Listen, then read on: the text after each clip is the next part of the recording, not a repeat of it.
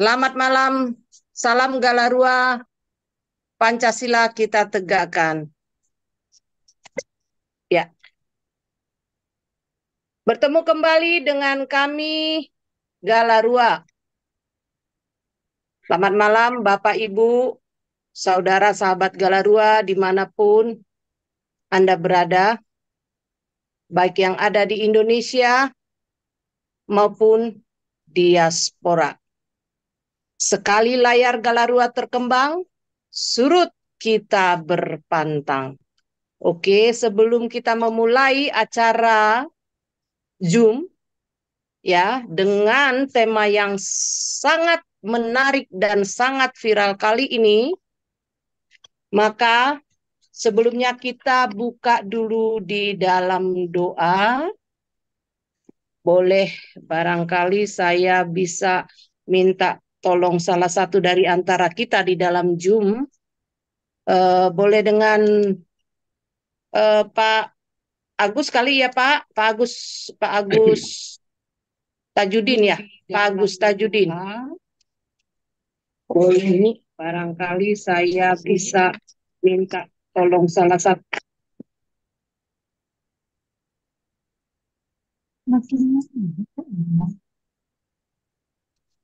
Halo, Pak Agus.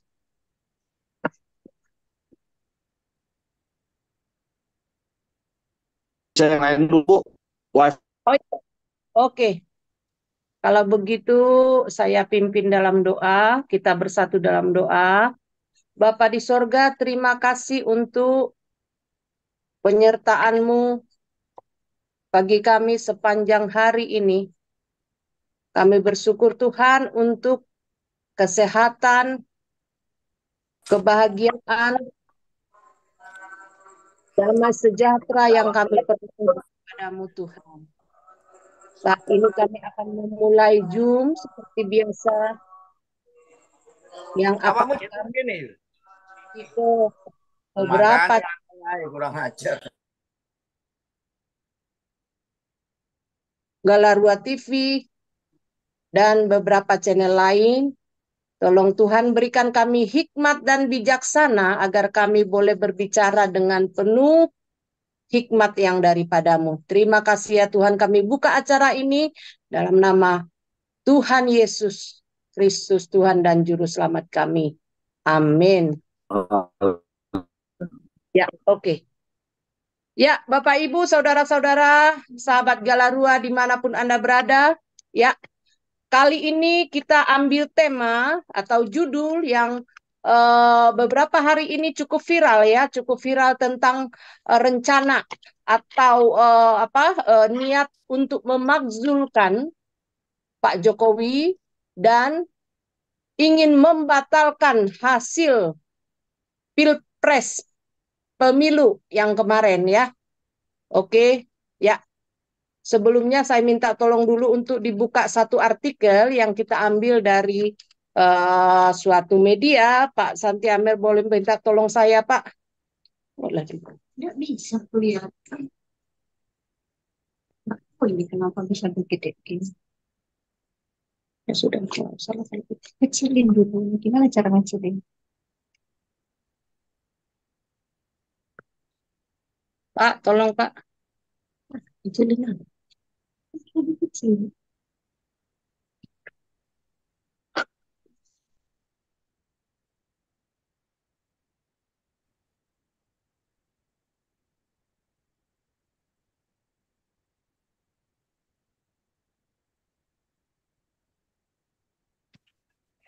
Hah?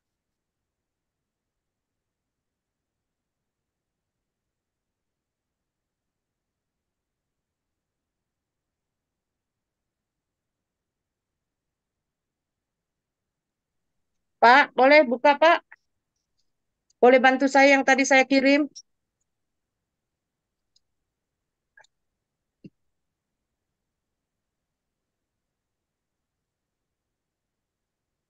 Halo, Pak Santi Amer. Mana ini?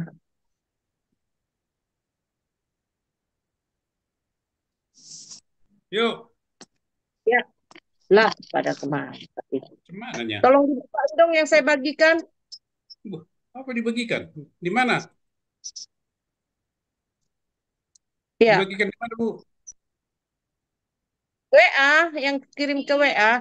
Ya di WA mana? Nggak ada. Yang satu atau yang mana ini? Yang Yang yang yang nomor 5928. baru. Iya, Nomor iya, baru. oke. 5928 atau yang baru? Yang baru, yang baru.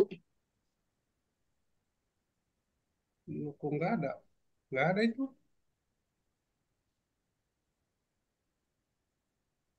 Oh, select. Bentar ya, sebentar teman-teman, sabar ya. Mana pula lah ini? Oh, ini lisu-lisu. Oke. Warta Kota Live.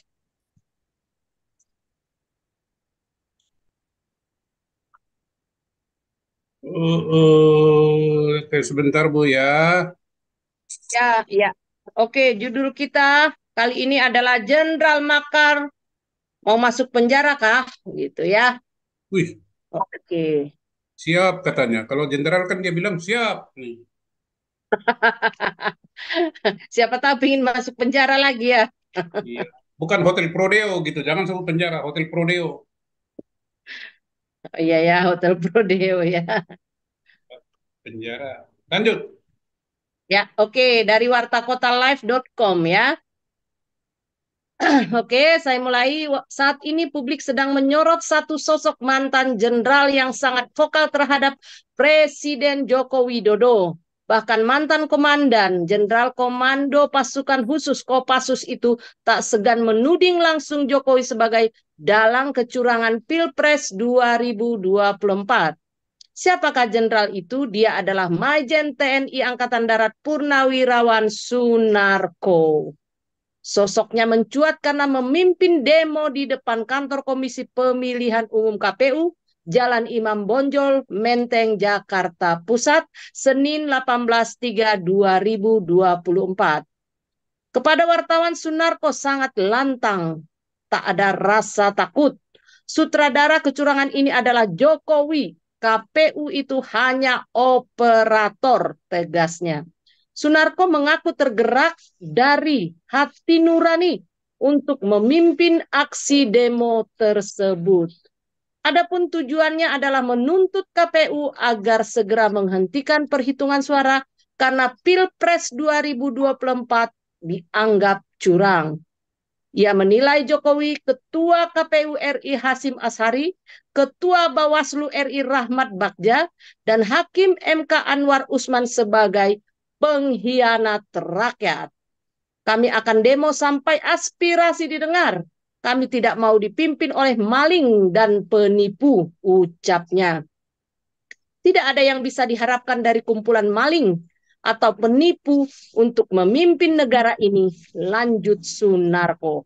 Dalam aksi demonya, Sunarko bersama Koalisi Nasional Penyelamat Demokrasi membawa 2 spanduk besar yang berisi tuntutan agar Presiden Jokowi dilengsarkan.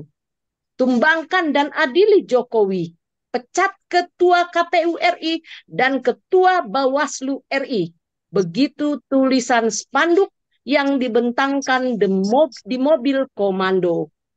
Tolak Pilpres curang, perusak konstitusi, penjahat demokrasi, lengserkan Jokowi, komplotan penipu ulung, pecat Ketua KPU RI, Ketua Bawaslu RI, dan Hakim MK, bunyi spanduk yang lainnya. Dalam spanduk itu ada foto Presiden Jokowi dengan bayangan menyerupai boneka Pinocchio yang berhidung panjang. Selain itu ada foto Ketua KPU RI Hasim Ashari, Ketua Bawaslu RI Rahmat Bagja, dan Hakim Mahkamah Konstitusi Anwar Usman. Publik pun bertanya, siapa sebenarnya Sunarko? Untuk lengkapnya, ini profil Sunarko. Majen TNI Purnawirawan Sunarko merupakan mantan komandan jenderal dan Kopassus, dikenal sebagai loyalis Prabowo Subianto pada Pilpres 2019 lalu. Sayangnya kala itu ia sempat tersandung kasus dugaan kepemilikan senjata api ilegal hingga dituding sebagai pelaku makar. Tidak cukup sampai di situ. Majen TNI Sunarko yang disebut-sebut turut berjuang untuk Prabowo Subianto kala itu dituding terlibat dalam kerusuhan pada 22 Mei 2019. Lalu ia pun sempat ditahan petugas polisi militer Puspom TNI di Rutan Pom Guntur, Jakarta Selatan. Atas penahanan itu Panglima TNI yang kala itu dijabat oleh Marsikal Hadi Cahyanto dan Menteri Koordinator Bidang Kemaritiman Luhut Binsar Panjaitan kemudian mengajukan permohonan penangguhan penahanan ke Mabes Polri. Selanjutnya Sunarko pun dibebaskan. Setelah sekian lama tak ada kabarnya, kini Sunarko kembali tampil ke publik. Majen TNI Sunarko kemudian tercatat sebagai pendukung Anies Baswedan dalam pemilu 2024 di partai politik. Sunarko sekarang menjabat sebagai Dewan Pakar Partai Keadilan Sejahtera atau PKS. Wow, wow, wow. PKS sendiri merupakan partai pengusung Anies Baswedan. Majen TNI Purnawirawan Sunarko diketahui lahir di Medan, Sumatera Utara pada 1 Desember 1953. Dia merupakan purnawirawan perwira tinggi TNI Angkatan Darat. Majen TNI Purnawirawan ini sebelumnya menduduki jabatan Danjen Kopassus. Sepanjang karirnya Sunarko memiliki pengalaman dan sepak terjang gemilang di militer. Sebelum menduduki posisi tertingginya, Sunarko sudah terkenal di Aceh. Diberitakan sebelumnya, ia pernah menjabat asisten operasi Kasdam Iskandar Muda pada 2002. Lalu menjadi Danrem 11 SNJ, Danrem 22, Pamen Ren Habesat, Pati Ahli Kasat Bid Sosbud, dan Kasdif 1 Kostrat. Pada 12 September 2007, ia menjadi Komandan Jenderal Pasukan Khusus Kopassus ke-22. Saat itu, Sunarko menggantikan Danjen Kopassus sebelumnya, yakni Majen TNI Rasid Kurnaen Akwari. Sunarko menjabat sampai 1 Juni 2008, lantas digantikan Majen TNI Pramono Edi Wibowo. Usai dari Danjen Kopassus, Sunarko dianugerahi jabatan tinggi lainnya. Majen Sunarko menggantikan Pangdam Iskandar Muda sebelumnya, yakni Majen TNI Supyadin AS. Pada 2009, tugas Sunarko sebagai Pangdam Iskandar Muda pun berakhir. Lalu Sunarko menjabat sebagai Komandan Pusat Kesenjataan Infanteri Pusenif pada 2009, menggantikan Majen TNI Nartono. Selang setahun pada 2010, Sunarko digantikan oleh Majen TNI Siswondo. Terjun ke politik. Setelah karir militernya, Majen Sunarko pun terjun ke dunia politik. Ia pernah menjadi anggota Partai Aceh 2012 sampai 2016. Kemudian bergabung bersama Partai Gerindra 2012 sampai 2016. Lalu Sunarko bergabung dengan Partai Nangro Aceh sejak 2017 sampai sekarang.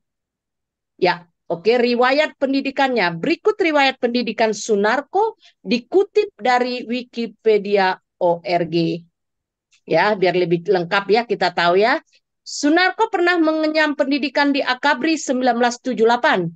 Kemudian Susar Cabit 1978. Ia juga pernah di Komando 1979. Di Kelapa 1 1985 dan di Kelapa 2 1988. Selanjutnya di Seskoat 1995. Sesko TNI, lalu di Lembaga Ketahanan Nasional Lemhanas tahun 2005. Sebelumnya diberitakan Maijen TNI Purnawirawan Sunarko, mantan Danjen Kopassus pimpin aksi unjuk rasa demo tolak keunggulan Prabowo Gibran di Pilpres 2024. Sunarko yang dulu mendukung Prabowo Subianto di Pilpres 2019 itu menolak hasil real count KPU. Aksi demo atas dugaan kecurangan itu akan berlangsung hari ini di KPU Senin 18/3/2024. Aksi yang dipimpin para tokoh besar menyebutkan bahwa pada Pilpres 2024 terjadi banyak kecurangan. Tak hanya di depan kantor Komisi Pemilihan Umum KPU RI, mereka juga akan menggelar aksi di depan gedung MPR DPR. Mereka menyerukan soal dugaan kecurangan pemilu 2024 untuk diusut. Dalam poster-poster yang beredar di media sosial, sejumlah tokoh menjadi motor penggerak demo ini. Polres Jakarta Pusat telah mengonfirmasi adanya aksi demonstrasi di depan DPR pada Selasa besok. Hal ini diungkapkan oleh Kepala Seksi Humas Polres Metro Jakarta Pusat, Ibda Ruslan Basuki. Hari Selasa ada demo di DPR, ujarnya. Sunarko mengonfirmasi rencana demo di depan kantor KPU RI. Insya Allah saya akan ikut turun dengan rakyat sesuai dengan kondisi yang ada. Rakyat dan termasuk saya di dalamnya merasa ditipu oleh pemerintah dalam pemilu ini, kata dia. Dia mengatakan salah satu kecurangan itu terjadi di KPU. Menurut dia, KPU dikendalikan oleh Presiden Joko Widodo atau Jokowi. KPU itu kembali ke Jokowi juga, kan? KPU itu operator, tutur dia. Dia mencontohkan terjadi perbedaan antara penghitungan suara sementara pada Sirekap. Menurut dia, kecurangan pemilu 2024 ini tampak jelas terlihat saat Sirekap melampilkan angka penghitungan suara. Jumlah suara 3 pasangan ditampilkan dengan angka yang berbeda sangat signifikan. Kecurangan lain, dia mengatakan diterangkan dalam film Dirty Vote. Yang seperti itu kecurangan dibuat dan tidak ada keterbukaan, tutur dia. Demikian Bapak Ibu, ya, bahan sebagai acuan kita untuk berdiskusi. Ya, bahwa beberapa hari ini sudah ada demo ya, termasuk tadi saya kebetulan lewat dari Jalan Juanda ya, atau sebelahnya Jalan Juanda, apa itu namanya, jalan yang di belakang istana ya, panjang itu dari stasiun ke kantor. Itu rame tadi itu demo ya, sepanjang jalan itu. Dan mereka membawa spanduk-spanduk makzulkan Jokowi. Jadi itu tulisannya banyak, setiap orang megang gitu ya. Rame sekali dan saya nggak tahu ke arah mana. Pokoknya mereka ke arah Suryo Pranoto ya, arah ke sana. Tapi masih sepanjang jalan di belakang Istana Merdeka ya. Jadi mulai dari tanggal 18 hingga hari ini tanggal 20, berarti udah 2 hari ya.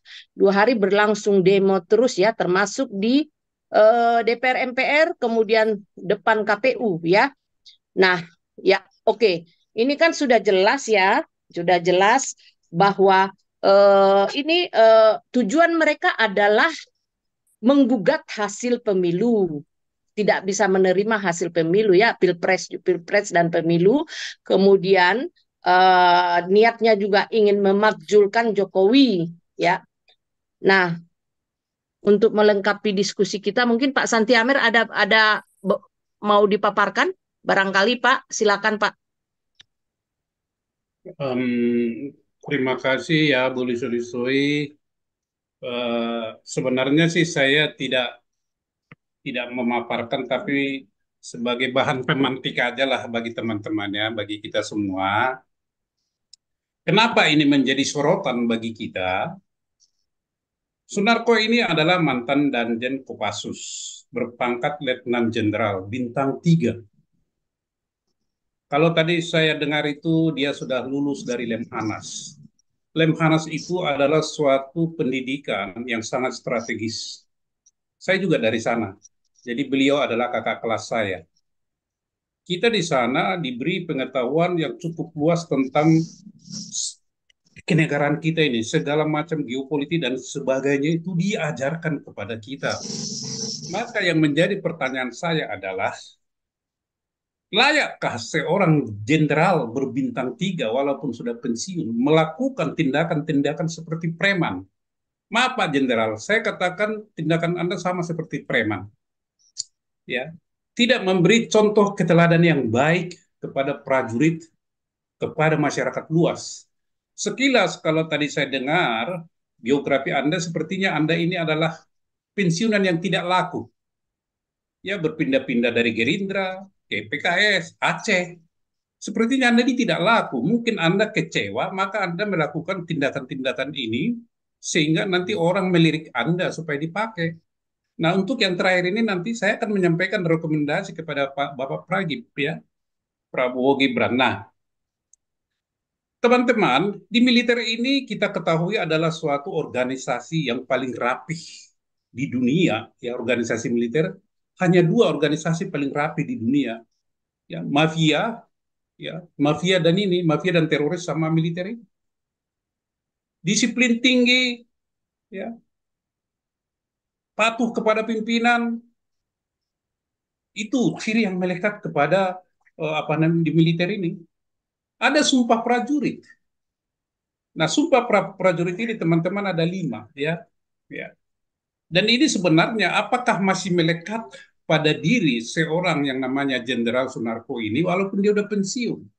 Mestinya sumpah itu tidak pernah lekang daripada tentara apakah dia pensiun atau tidak pensiun. Karena itu sudah menyatu dengan dirinya. Sumpah, ya, sumpah. Kemudian ada juga disiplin keprajuritan, teman-teman. Nah, sumpah prajurit itu apa? Menjadi pertanyaan bagi kita nanti. Setia kepada negara kesatuan Republik Indonesia yang berdasarkan Pancasila dan Undang-Undang Dasar 1945. Ini sumpah prajurit. Tunduk hukum dan memegang teguh disiplin keprajuritan. Taat kepada atasan dengan tidak membantah perintah atau putusan. Menjalankan segala kewajiban dengan penuh rasa tanggung jawab kepada tentara dan negara Republik Indonesia. Memegang segala rahasia tentara sekeras-kerasnya. Nah, pertanyaan kita teman-teman, kalau seorang tentara atau militer sudah pensiun, apakah sumpah prajurit ini otomatis tidak berlaku lagi atau tidak? Kemudian yang kedua, bukankah tentara atau ya TNI itu adalah alat bela negara? Apakah tugas alat bela negara ini akan habis atau hanya berlaku ketika dia aktif sebagai aktif di masa dinasnya, dan kalau sudah pensiun ya tidak ikut lagi bela negara, ya kan?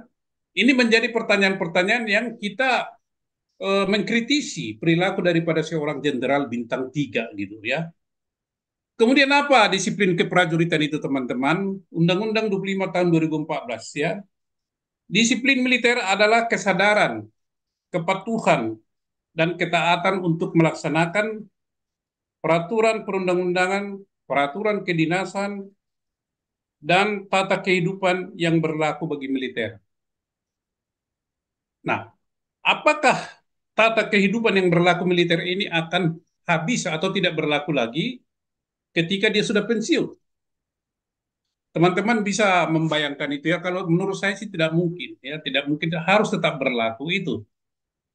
Nah, jadi kita nanti akan lihat ya pergaulan yang tidak menyehatkan akan merubah pola pikir dan mindset daripada apakah dia jenderal, profesor atau segala macam, ditambah mungkin ada kekecewaan yang mendalam dari hatinya ini. Sesudah pensiun kok saya nggak dipakai di mana-mana, kurang lebih begitu ya. Mestinya nggak begitu. Ini dugaan saya teman-teman, mudah-mudahan saya salah gitu ya. Nah, saya akan paparkan, bukan paparkan, tunjukkan dulu teman-teman, maaf ini, tulis-tulis tuduhan-tuduhan yang dilakukan oleh kawan kita ini ya. Tadi disampaikan dia bergabung dulu tahun 2019 bergabung dengan Prabowo, tim suksesnya. Gagal. Prabowo gagal. Terus dia pindah menjadi tim sukses daripada Amin ya. Dan dia aktif sebagai TS dari PKS. Nah, ini catatan tersendiri teman-teman. Ini mungkin jenderal ini yang tidak nggak tahu lah ya. Jenderal ini mesti tahu itu PKS itu sarang daripada kader Ikhwanul Muslimin. Di situ PKS itu adalah suatu partai politik yang tidak berasaskan Pancasila, tapi berasaskan Islam. Mengapa seorang letnan jenderal sampai bisa bergabung ke suatu wadah yang terang-terangan itu bertentangan dengan sumpah prajurit dan keyakinan dia dan apa yang dipelajari selama ini di Lemhanas? Ini tanda tanya besar. Jadi kemungkinan Pak Jenderal ini, maaf ini kalau saya katakan ini adalah pensiunan yang apunturil gitu. Tidak dipakai di mana-mana. Mungkin karakternya tidak baik. Pernah di Aceh, Partai Aceh coba. Ya, saya nanti ada saran yang baik bagi jenderal ya untuk mengakhiri karirnya ini dengan cantik nanti dan brilian. Masa lalu dilupakan aja, tetapi karakter atau perilaku Anda ini jenderal, saya sebagai rakyat. Ya, di mana tentara TNI itu tentara berasal dari rakyat, untuk rakyat oleh rakyat. Jadi Pak Jenderal jangan marah saya, karena Bapak berasal dari rakyat, oleh rakyat dan untuk rakyat, kecuali Bapak tidak mengakui itu lagi. Saya tentara yang bukan dari rakyat, bukan untuk rakyat, dan bukan oleh rakyat. Itu udah lain cerita Pak. Ya, tetapi sampai hari ini saya meyakini apakah perwira atau tentara aktif atau sudah pensiun, saya meyakini itu. Anda masih berkeyakinan dan punya keyakinan yang kokoh bahwa tentara itu berasal dari rakyat, oleh rakyat, dan untuk rakyat. Dan ini bagi saya menganggap masih berlaku bagi Pak Sunarko ini. Oke? Nah, Pak Sunarko, kita ini negara hukum, Pak. Kalau Bapak ada curiga ini itu, bukan dengan cara-cara begini melakukan. Ya, kan ada saluran hukum. Anda kan dari militer, katanya tadi taat, ya, taat aturan. Pak Sunarko tahu nggak itu Bapak Presiden kita itu? Saya tidak menyebut Jokowi. Presiden itu panglima tertinggi Pak di negara ini. Bagaimana mungkin Anda ini memaki-maki atasan Anda? Padahal tadi dalam Sumpah Prajurit dikatakan apa? Taat kepada atasan dengan tidak membantah perintah atau putusan. Itu sumpah prajurit. Apakah Bapak melupakan itu? Memalukan, Pak. Anda seorang jenderal, begitu gampang itu mendelete atau mentipex itu janji ataupun sumpah. Ini bukan janji, Pak. Sumpah ini. Kalau janji masih bisa, ini sumpah. Bapak menuduh Jokowi, Ketua KPU, Ketua Bawaslu, Hakim MKRI Anwar Usman, pengkhianat rakyat. Saya mau tanya, apa itu yang dimaksud dengan pengkhianat rakyat, Pak? Bapak tega menuduh panglima tertinggi itu pengkhianat rakyat. Itu logikanya di mana itu, Jenderal? Saya ini rakyat menggugat Bapak ini sekarang. Di mana logikanya? Saya mau tanya. Di mana logikanya, Pak? Ya. Di mana logikanya? Sesuatu yang nggak masuk akal. Nah, jadi apa itu pengkhianat rakyat, Pak? Orang yang tidak melakukan tugas dan fungsinya sebagaimana yang diamanatkan oleh undang-undang, oleh konstitusi.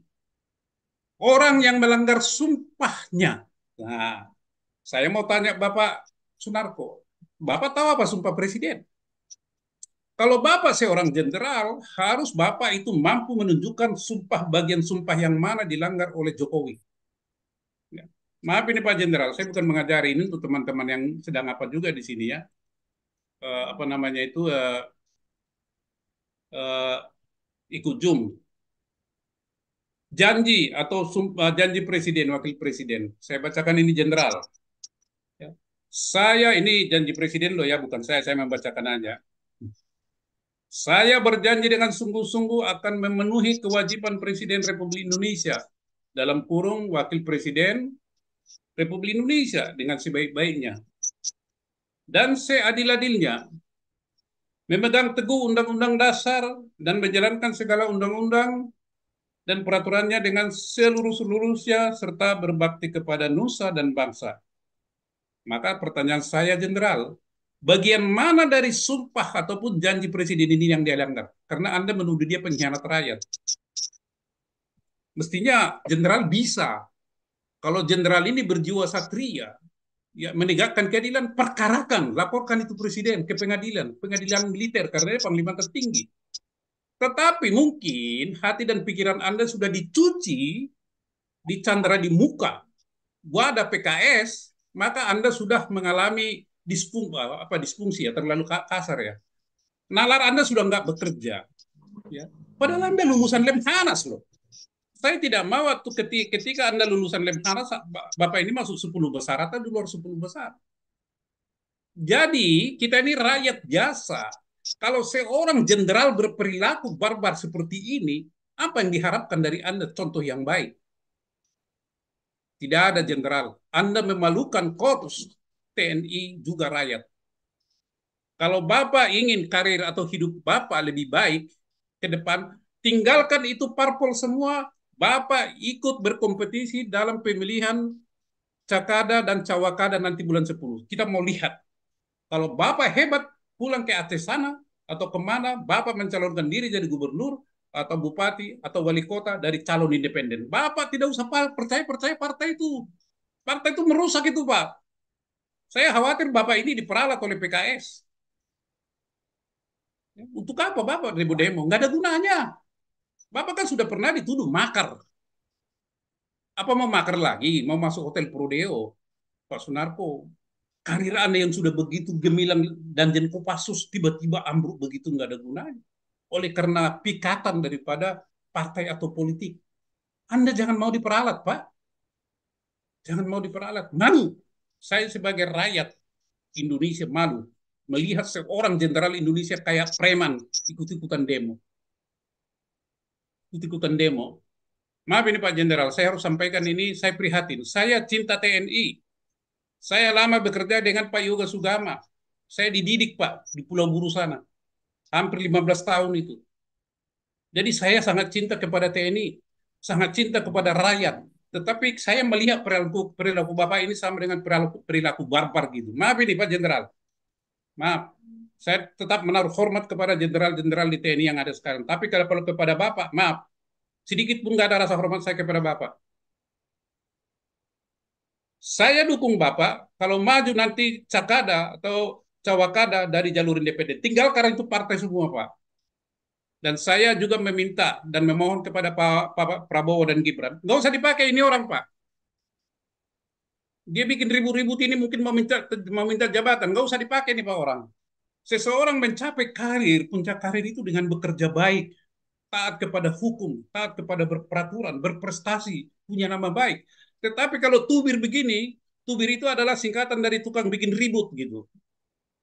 Ada juga jenderal, saya lihat ada jenderal yang saya kenal, tubir juga itu orang itu jenderal itu. Ngomongnya kurang ajar juga, masa presiden dimaki-maki, tubir juga itu. Jadi Bapak jangan jadi tubir, tukang bikin ribut gitu. Ya. Tubit lah, tubit. Tukang bikin tenang. Tubik, tukang bikin kemajuan. Tubit, tukang bikin damai. Ini jadi tubir. Itu aja dari saya, boleh selesai. Terima kasih. Oke, Pak Santiamer. Ya, Bapak Ibu yang ingin bergabung ke Zoom, ya, kami sudah membagikan linknya. Silakan masuk, kita berdiskusi bersama, ya. Dan kami juga memohon agar Bapak Ibu, sahabat Galarua, tolong di like, subscribe channelnya Beta Maluku dan Galarua TV, ya. Ardo Purba dan Lisoy Lisoy. Ya, yang relay pada hari ini ya. Oke, silakan Bapak Ibu yang ingin memberikan opini atau mengajukan pertanyaan, boleh silakan. Ada beberapa teman yang sudah bergabung di Zoom, ya. Mungkin dari Pak ini ada beberapa ya. Mana ini Pak Gindo kok nggak masuk nih, Pak Gindo ini. Nih, ada Pak Supriyadi, ada Pak Agus, ya. Pak Ate sudah keluar kelihatannya. Biasanya memang tidur cepat tuh Bapak itu. Pak Gindo mungkin masih di jalan apa? Masih di jalan. Mungkin. Oke. Ya, Mer, kalau kita melihat ya, ini langsung apa ya apa Danjen Kopassus ya yang mimpin kayaknya gimana gitu ya turun Iya, kayaknya turun turun apa ya saya bilang ya turun pangkat kok. gengsi dan mencemarkan nama baik TNI. Iya, ya, apalagi kan Tahu kita. kan Jokowi, kemudian menuduh bahwa Jokowi itu melakukan kecurangan sana sini, terutama dalam pemilu pilpres dan pilpres kemarin gitu ya.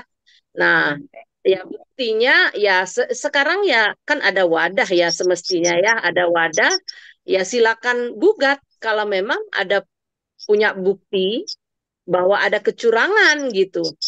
Tapi kalau pendapat saya sih begini, melihat mulai dari awal, elektabilitas dari ketiga ketiga calon ya, pasangan calon pun bisa kebaca sebenarnya ya, bisa kebaca. Kemudian aktualnya sekarang perbedaan yang begitu apa ya, jomplang gitu ya, ya kalaupun ada kekeliruan atau katakanlah kecurangan.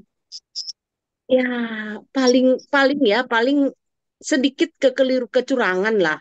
Ya, karena ini perbedaannya kan jauh sekali gitu loh. Perbedaan yang amat sangat jauh, berapa persen? Aktualnya berapa jadinya? Saya belum dapat kabar hari ini kan terakhir ya Pak Ketua ya. Ya, Lebih 58%-an kah? ya, Saya belum dapat 58. informasinya tuh.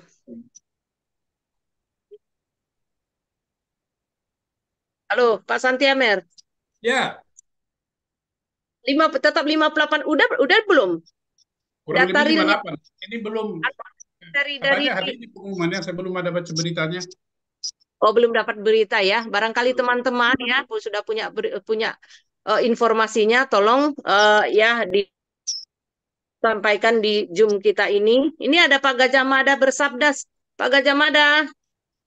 Tapi Galaruan sudah kirim bunga ucapan selamat ya ke Pak Prabowo ya, Ya, di oke oke. Kertanegara. Sepakat. Terima kasih. Galarua sih sudah mengirimkan papan bunga ya ke Ucapan kediamannya selamat. Pak ya Pak Prabowo Gibran ya. Ucapan selamat ya terpilih sebagai presiden dan wakil presiden berikutnya. 8. Ya, ini sudah Terus hadir ini Pak Gajah Mada bersabda. Silakan Pak Gajah Mada, ada pendapat silakan memberi atau kita istilah sekarang Pak. suaranya masuk nggak? Suaranya Suaranya Menggelegar, menggelegar. suaranya menggelegar ya. Terima kasih ya kalau suaranya masuk ya. Yang penting masuk. ya Jadi saya jelas. masih Silakan. kesulitan di audio ya. Oke, Ya, jadi tadi saya dengar Pak Santi Amer dengan keras mengevaluasi Jenderal Bintang 3 Sunarko ya. Saya nggak tahu ya, deh Jenderal Bintang 3 atau Jenderal Bintang 2 ya. Setahu saya sih kalau Danjen Kopassus Bintang 2 waktu itu dia di penjara bersama dengan Kiflan Jen ya. Sama-sama ya. di penjara karena tuduhan makar. Lalu Mm-mm. dibebaskan oleh pemerintahan Jokowi tahun 2019. Kasih Ya, jaminan, Dan betul. paham. sebelum dibebaskan ada pesan khusus sebenarnya dari Kiflan Jen itu supaya ada pesan khusus lah, maksudnya kalau yang saya tangkap itu untuk bersikap baik gitu. Tapi ternyata sekarang malah tidak bersikap baik. Kiflan gitu ya. Kiflan Jen saya nggak dengar ya. Terakhir yang saya dengar dia dibantu keuangannya oleh Prabowo, timnya Prabowo katanya begitu. Ya, jadi mungkin Sunarko nggak dibantu mungkin, makanya jadi dia marah-marah ya. Kalau sudah pensiun memang Tudingan. masalahnya di situ ya. Tapi kan bukan berarti kalau tuduhan yang tadi apa namanya dari Pak Santi Amer, Ketua Galarua, kalau dia begini karena gara-gara artinya jadi dia meminta supaya Jokowi turun ya itu ya salah kaprah dan sebagai seorang alumni Lemhanas ya yang tadi sama dengan Pak Santi Amer ya memang itu tidak kelihatan lulusan Lemhanasnya. Saya rasa korps uh, apa namanya Kopassus pun ya itu malu kalau punya alumni seperti Sunarko ya. Sayang sekali dia tidak bertahan bersama Prabowo ya. Kok jadi pindahnya ke PKS? Itu sekira-kira kalau sedikit mengulang apa yang dikatakan Jenderal Santi Amer ya. Saya mau ngomentari bahwa saya setuju bahwa dia itu tidak salah gitu, salah. Jadi sebutlah yang salah itu sebenarnya para akademisi ya, politikus dan para capres.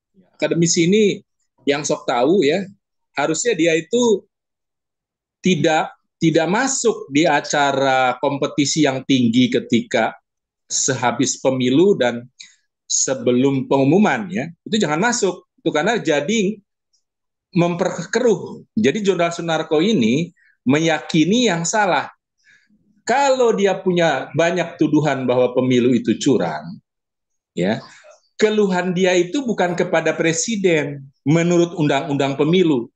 Menurut undang-undang pemilu, saya bukan ahli hukum, ya, bukan ahli hukum tata negara secara spesifik, tapi saya dengarkan beberapa yang saya dengar itu di apa, ya, yang di apa namanya, ya saya lupa namanya, tapi bagus di situ, ya, ada yang pro dan kontra bahwa memang secara undang-undang pemilu itu harusnya ke Bawaslu, ya.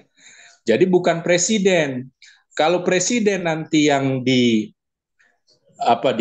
dipersalahkan, maka nanti jadi bisa bahaya karena hak angket itu kan sebenarnya akan mengevaluasi bukan hanya presiden dan tidak relevan juga kalau DPR yang sekarang bicara ya kalau bicara soal mereka melakukan hak angket itu untuk pemilu masa depan gitu. Sebaiknya itu dilakukan oleh DPR masa depan juga karena bicara yang masa depan kan. Nah, jadi kalau sekarang ya harus kembali kepada Bawaslu. Nah, kaitannya dengan Jenderal Sunarko ya yang dengan sangat mantap padahal salah ya atau salah gaul ya. Artinya ada kepentingan PKS yang dibawa oleh Jenderal Maijen Sunarko mungkin ya, saya pastikan bintangnya bintang 3 atau bukan ya. Setahu saya sih bintang 2 kalau dari Kopassus ya. Jadi dia salah, jadi meyakini yang salah gitu, meyakini bahwa karena akademisi. Jadi waktu saya lihat tuh para doktor ya bicara ya, saya lupa namanya, tapi apa namanya dia tuh jadi berdebat mereka. Pokoknya yang main di oh jadi saya lupa semua atau pokoknya yang ada dua video itu ya, dua video yang dimunculkan sebelum Pilpres ya. Nah, dia meyakini banget ya bahwa pemilu di Indonesia itu curang ya. Padahal bukti bahwa itu istilahnya masih dianggap pemilu yang luber ya, yang fair. Ada 22 negara ya, 20 negara yang sudah memberikan selamat kepada presiden terpilih ya, elected presiden Prabowo ya. Salah 5 diantaranya adalah negara-negara besar seperti Amerika, Rusia, Cina, Inggris, dan Prancis. Ya, kalau negara Australia itu tentu negara penting tuh, negara yang punya hak veto di PBB. Australia juga sudah memberikan selamat. Begitu juga Singapura. Tapi total 22 negara. KPU belum mengumumkan. KPU belum mengumumkan, tetapi punya quick count. Indonesia punya quick count yang secara saintifik, ya kalau bahasa itunya, kalau lebih spesifik lagi, secara statistik, ya di sana ada error margin, ya error marginnya itu justify. Nah, berarti Sunarko tidak paham statistik itu sebenarnya. Padahal Prabowo itu dulu kan dia juga protes bersama Sunarko sebelumnya kan. Lalu orang-orang yang masih ikut Prabowo sekarang yang melanjutkan di 2019 mulai sadar, oh ternyata saintifik itu benar juga ya. Ya kan, jadi gini, error marginnya sebutlah paling tinggi 3% ya, bahkan banyak yang 1%.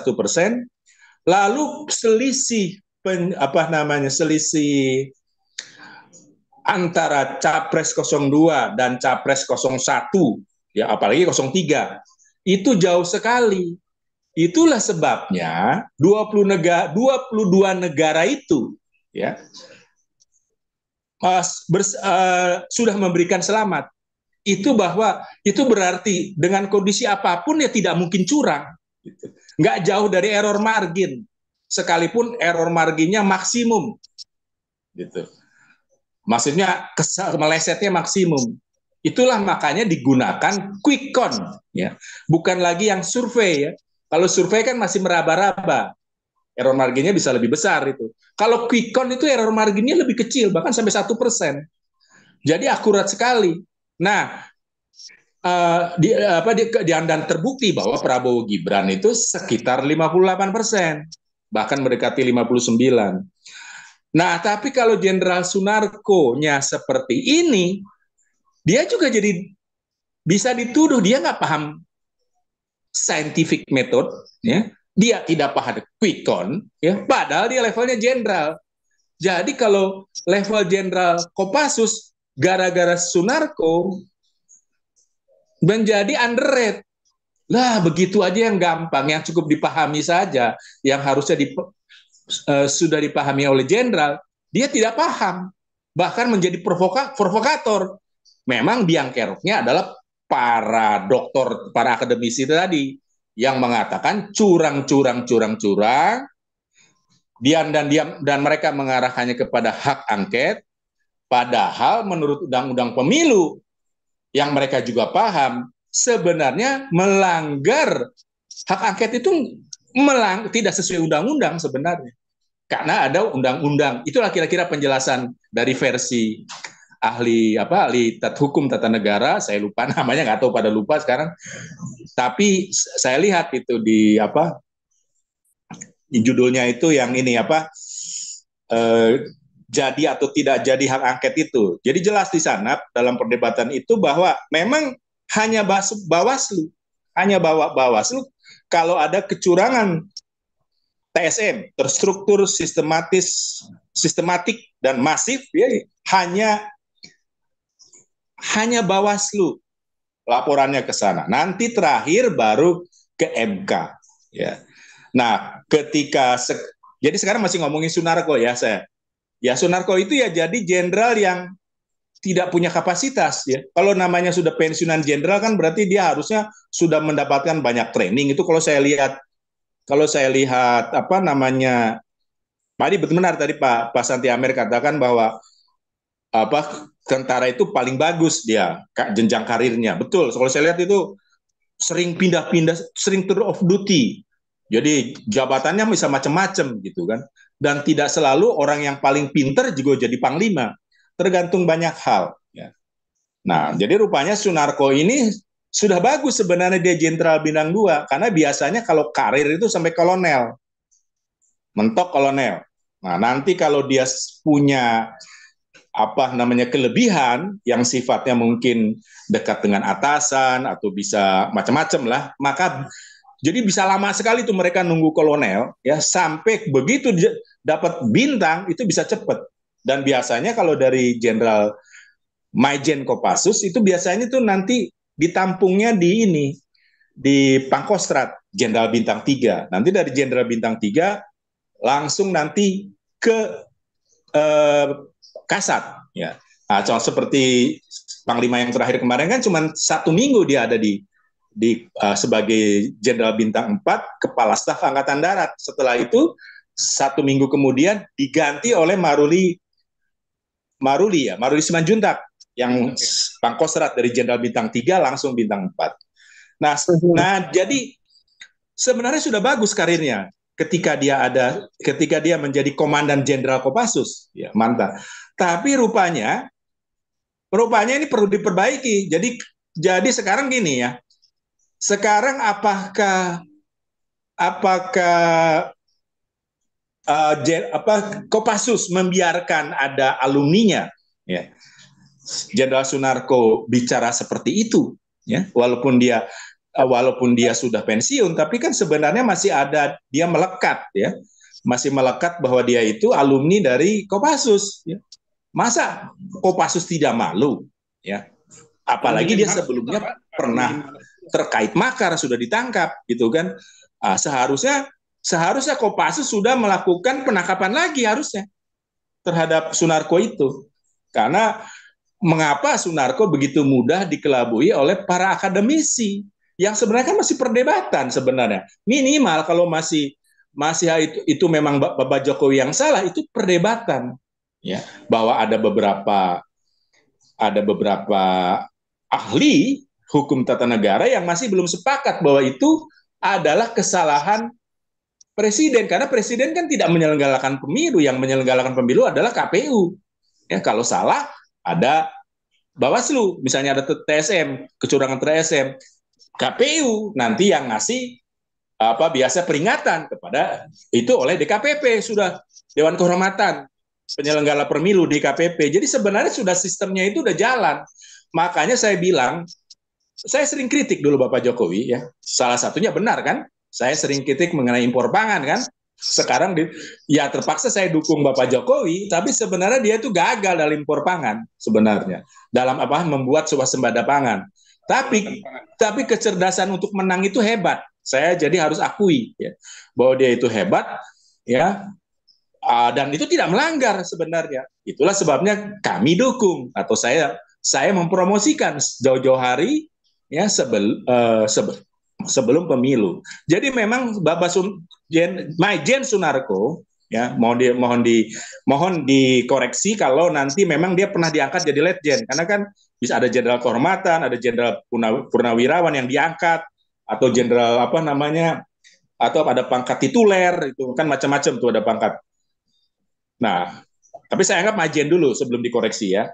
Nah, saya rasa memang Maijen Sunarko betul mendapatkan kritik dari Pak Ketua dari Pak Santi Amer. Ya, saya sekian. Terima kasih. Ya, Pak Gajah Mada. Mungkin dari teman-teman yang lain ada yang ingin memberikan pendapatnya, ya. Ada beberapa teman-teman kita, ada Pak Supriyadi biasanya memberikan pendapat nih. Pak Supriyadi gimana Pak? Ini dengan Jenderal.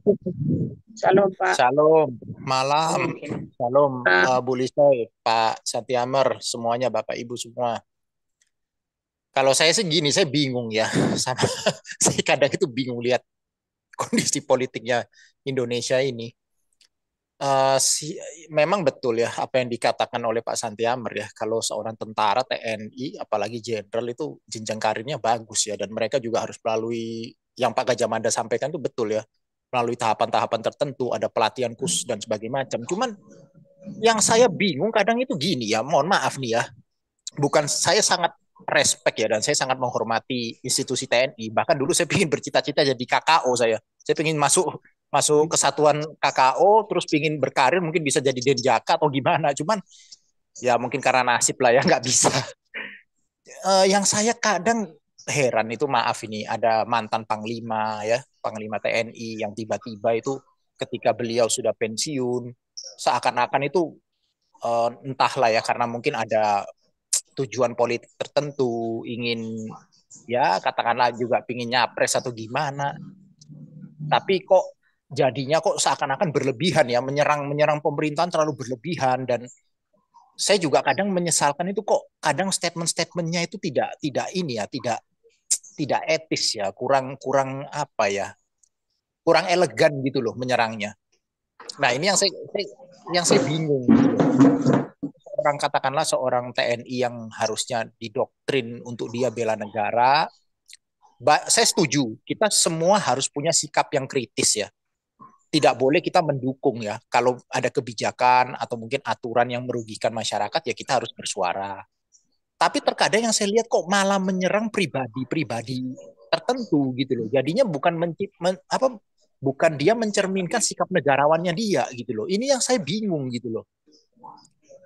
Dan ya saya sih ada satu lagi ya kebingungan saya. Saya kira itu kalau oke lah seorang tentara, dia berarti sudah pasti mengerti dan mengamalkan Pancasila di dalam hidupnya. Tapi kok terkadang tidak bergabung ke partai-partai nasionalis, malah ke yang saya anggap kayak bergabung ke partai-partai yang berbau gamis. Mungkin itu dulu sih dari saya. Mungkin Pak Gajah Mada bisa nanggapin atau Pak Santiamer bisa menanggapi ya. Terima kasih.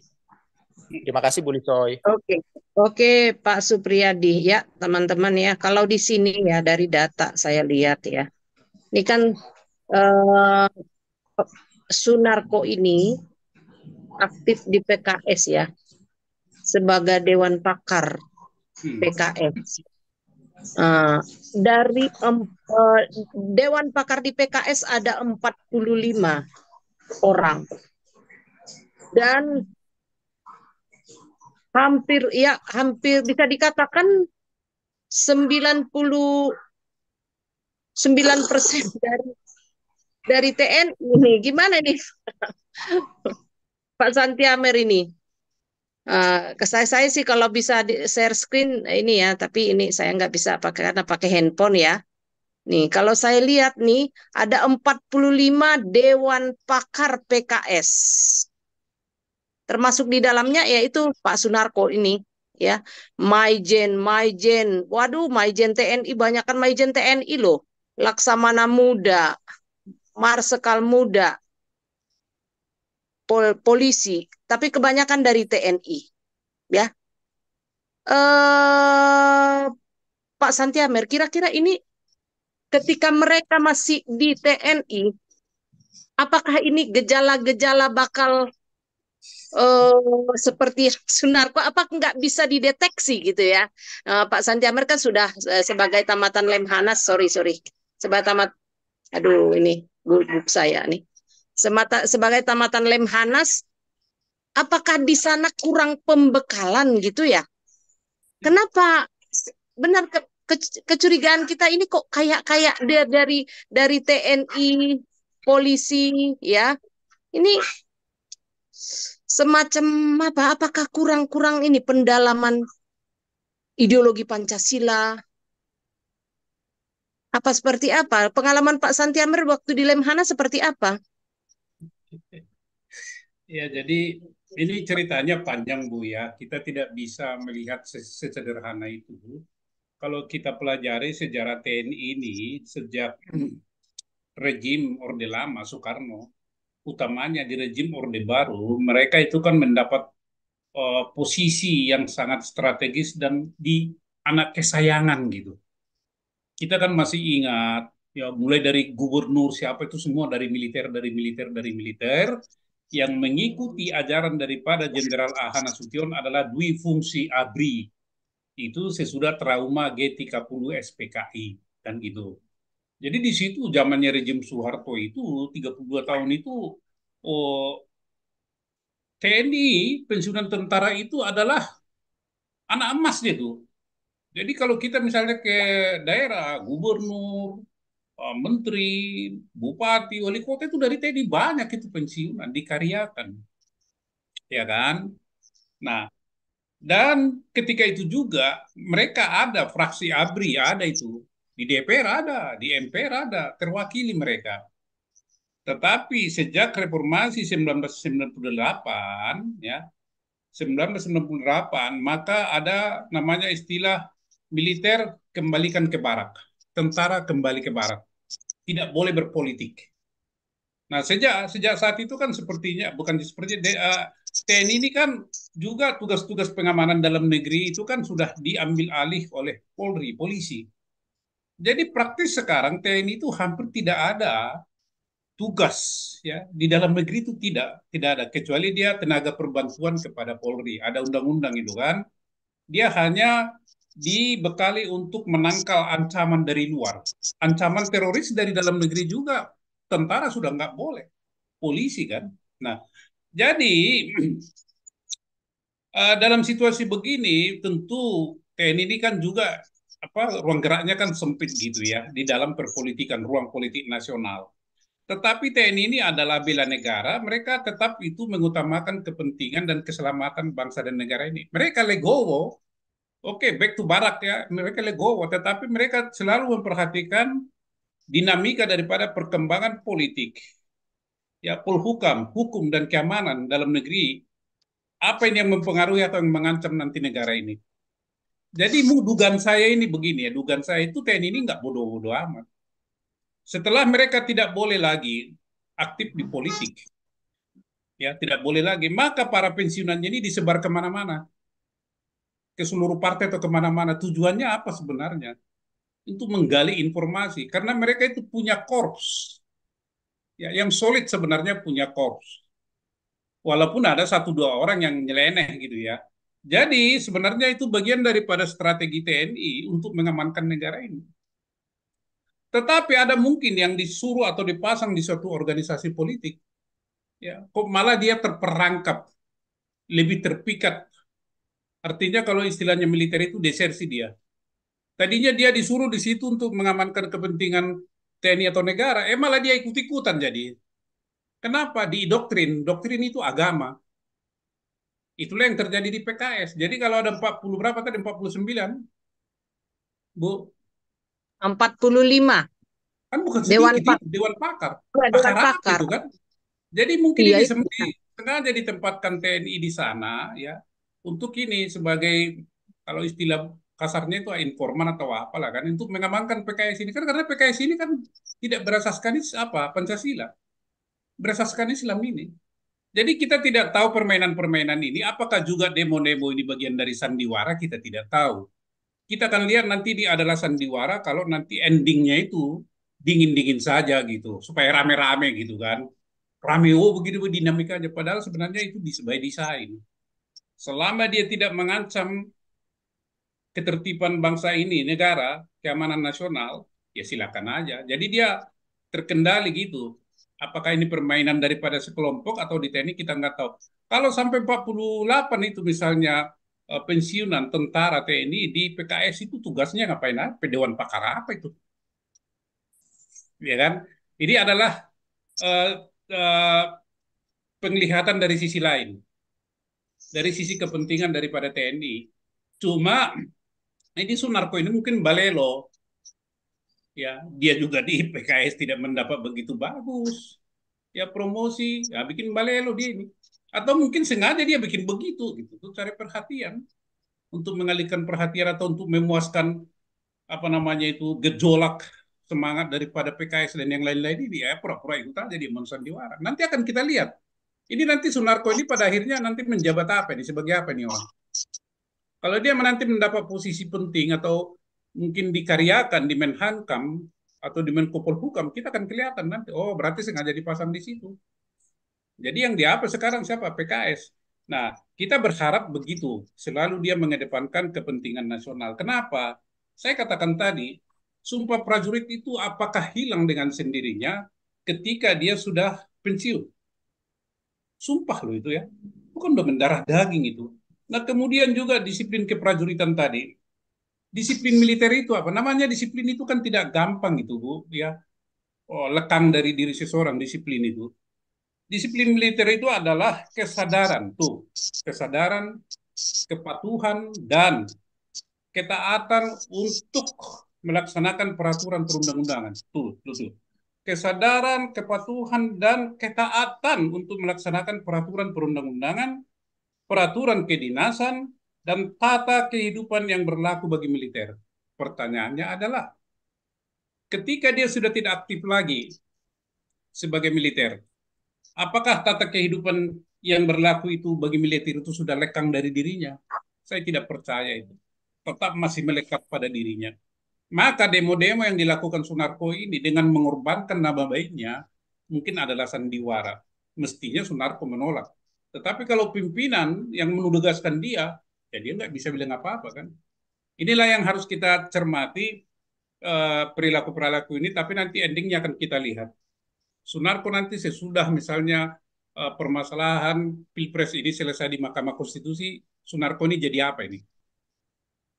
Itu nanti yang menentukan. Itu tambahan dari saya, Bu Lisel. Terima kasih. Ya, oke. Tapi kalau melihat perolehan suaranya PKS ya, Pak Nah, itu Santi Amer atau Pak Gajah Mada mungkin bisa memberikan pendapat ya. Kalau tadi Pak Santiamer katakan itu sengaja ditaruh di sana untuk mengendalikan, ya, ya, ya bagus gitu kan. Namun kalau ternyata sebaliknya, ini yang kita kekhawatirkan kan. Suaranya PKS lihat ya, kok semacam ada korelasinya ya. Pencapaian suara PKS itu cukup cukup progresif ya Pak Santiamer ya.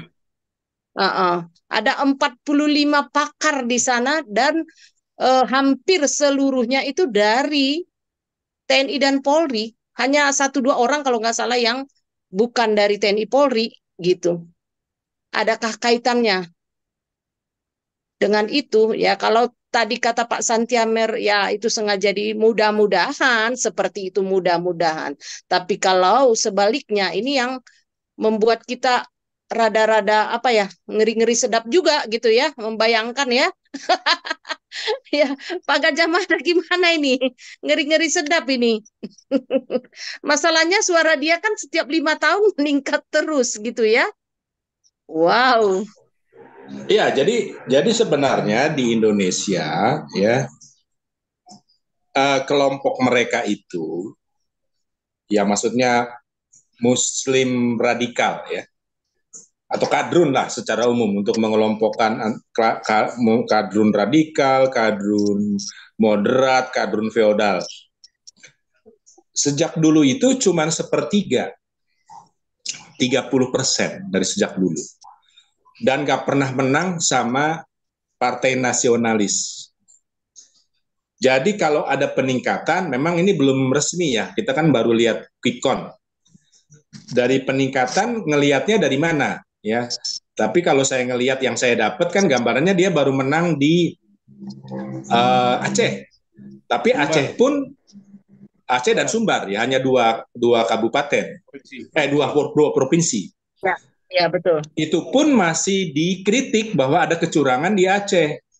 Ya, saya belum dengar di Sumatera Barat ada nggak kecurangan.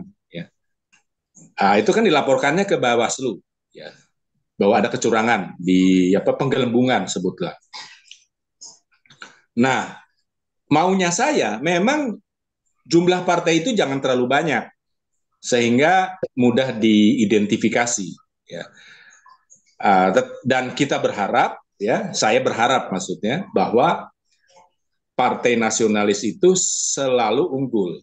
Itulah saya tadinya mengapresiasi, saya sudah menyebutkan mengapa saya mengapresiasi Bapak Jokowi ya. Karena memang itu nggak gampang ya untuk memenangkan dengan tiga capres gitu, sementara PDIP sendiri sebenarnya sudah menjadi seperti Bung Beta katakan ya, sudah partai nasionalis yang sejak Ibu Mega itu jadi presiden, yang kita harap tadinya tetap menjadi konsisten partai nasionalis, sudah menjadikan wakilnya itu Hamsahas, artinya kadrun ya. Istrinya dua dia, seingat saya istrinya dua, dan terus begitu, dan terus begitu, dan ini sangat mengecewakan, apalagi ditambahkan secara mendadak anti Israel, ya, dengan U20 itu dibatalkan. Jadi kekhawatiran Ibu Liso-Lisol bahwa dia itu meningkat, saya sih nebak itu mungkin lari dari Gerindra, dari kadrun Gerindra lari ke sana, dari PAN juga lari ke sana, karena memang menurun. Nah, sementara yang nasionalis itu ya lari ke yang ngumpul, yang pencapresannya itu ngumpul di Capres 02, tetapi mereka masih ragu-ragu pilih partai yang lain. Jadi partai PDIP masih mendapatkan suara. Jadi kan pemenangnya masih PDIP loh. Kalau ngelihat jumlah suara itu masih PDIP. Ya. Kalau lihat kursi mungkin bisa Golkar, tapi saya patokan suara dulu. Karena Golkar itu menang kursi karena suara di Jawa itu murah. Suaranya di luar Jawa itu mahal. Nah, Golkar mendapatkan banyak suara di luar Jawa. Makanya walaupun suaranya itu PDIP, tapi kursi bisa lebih sedikit. Jadi saya masih belum melihat bahwa apakah partai PKS itu meningkat. Ya. Sementara saya concernnya itu kan memang bahwa partai sejak tahun pemilu pertama 1955 sampai sekarang itu saya masih merasakan jangan sampai ideologi kadrun itu menang.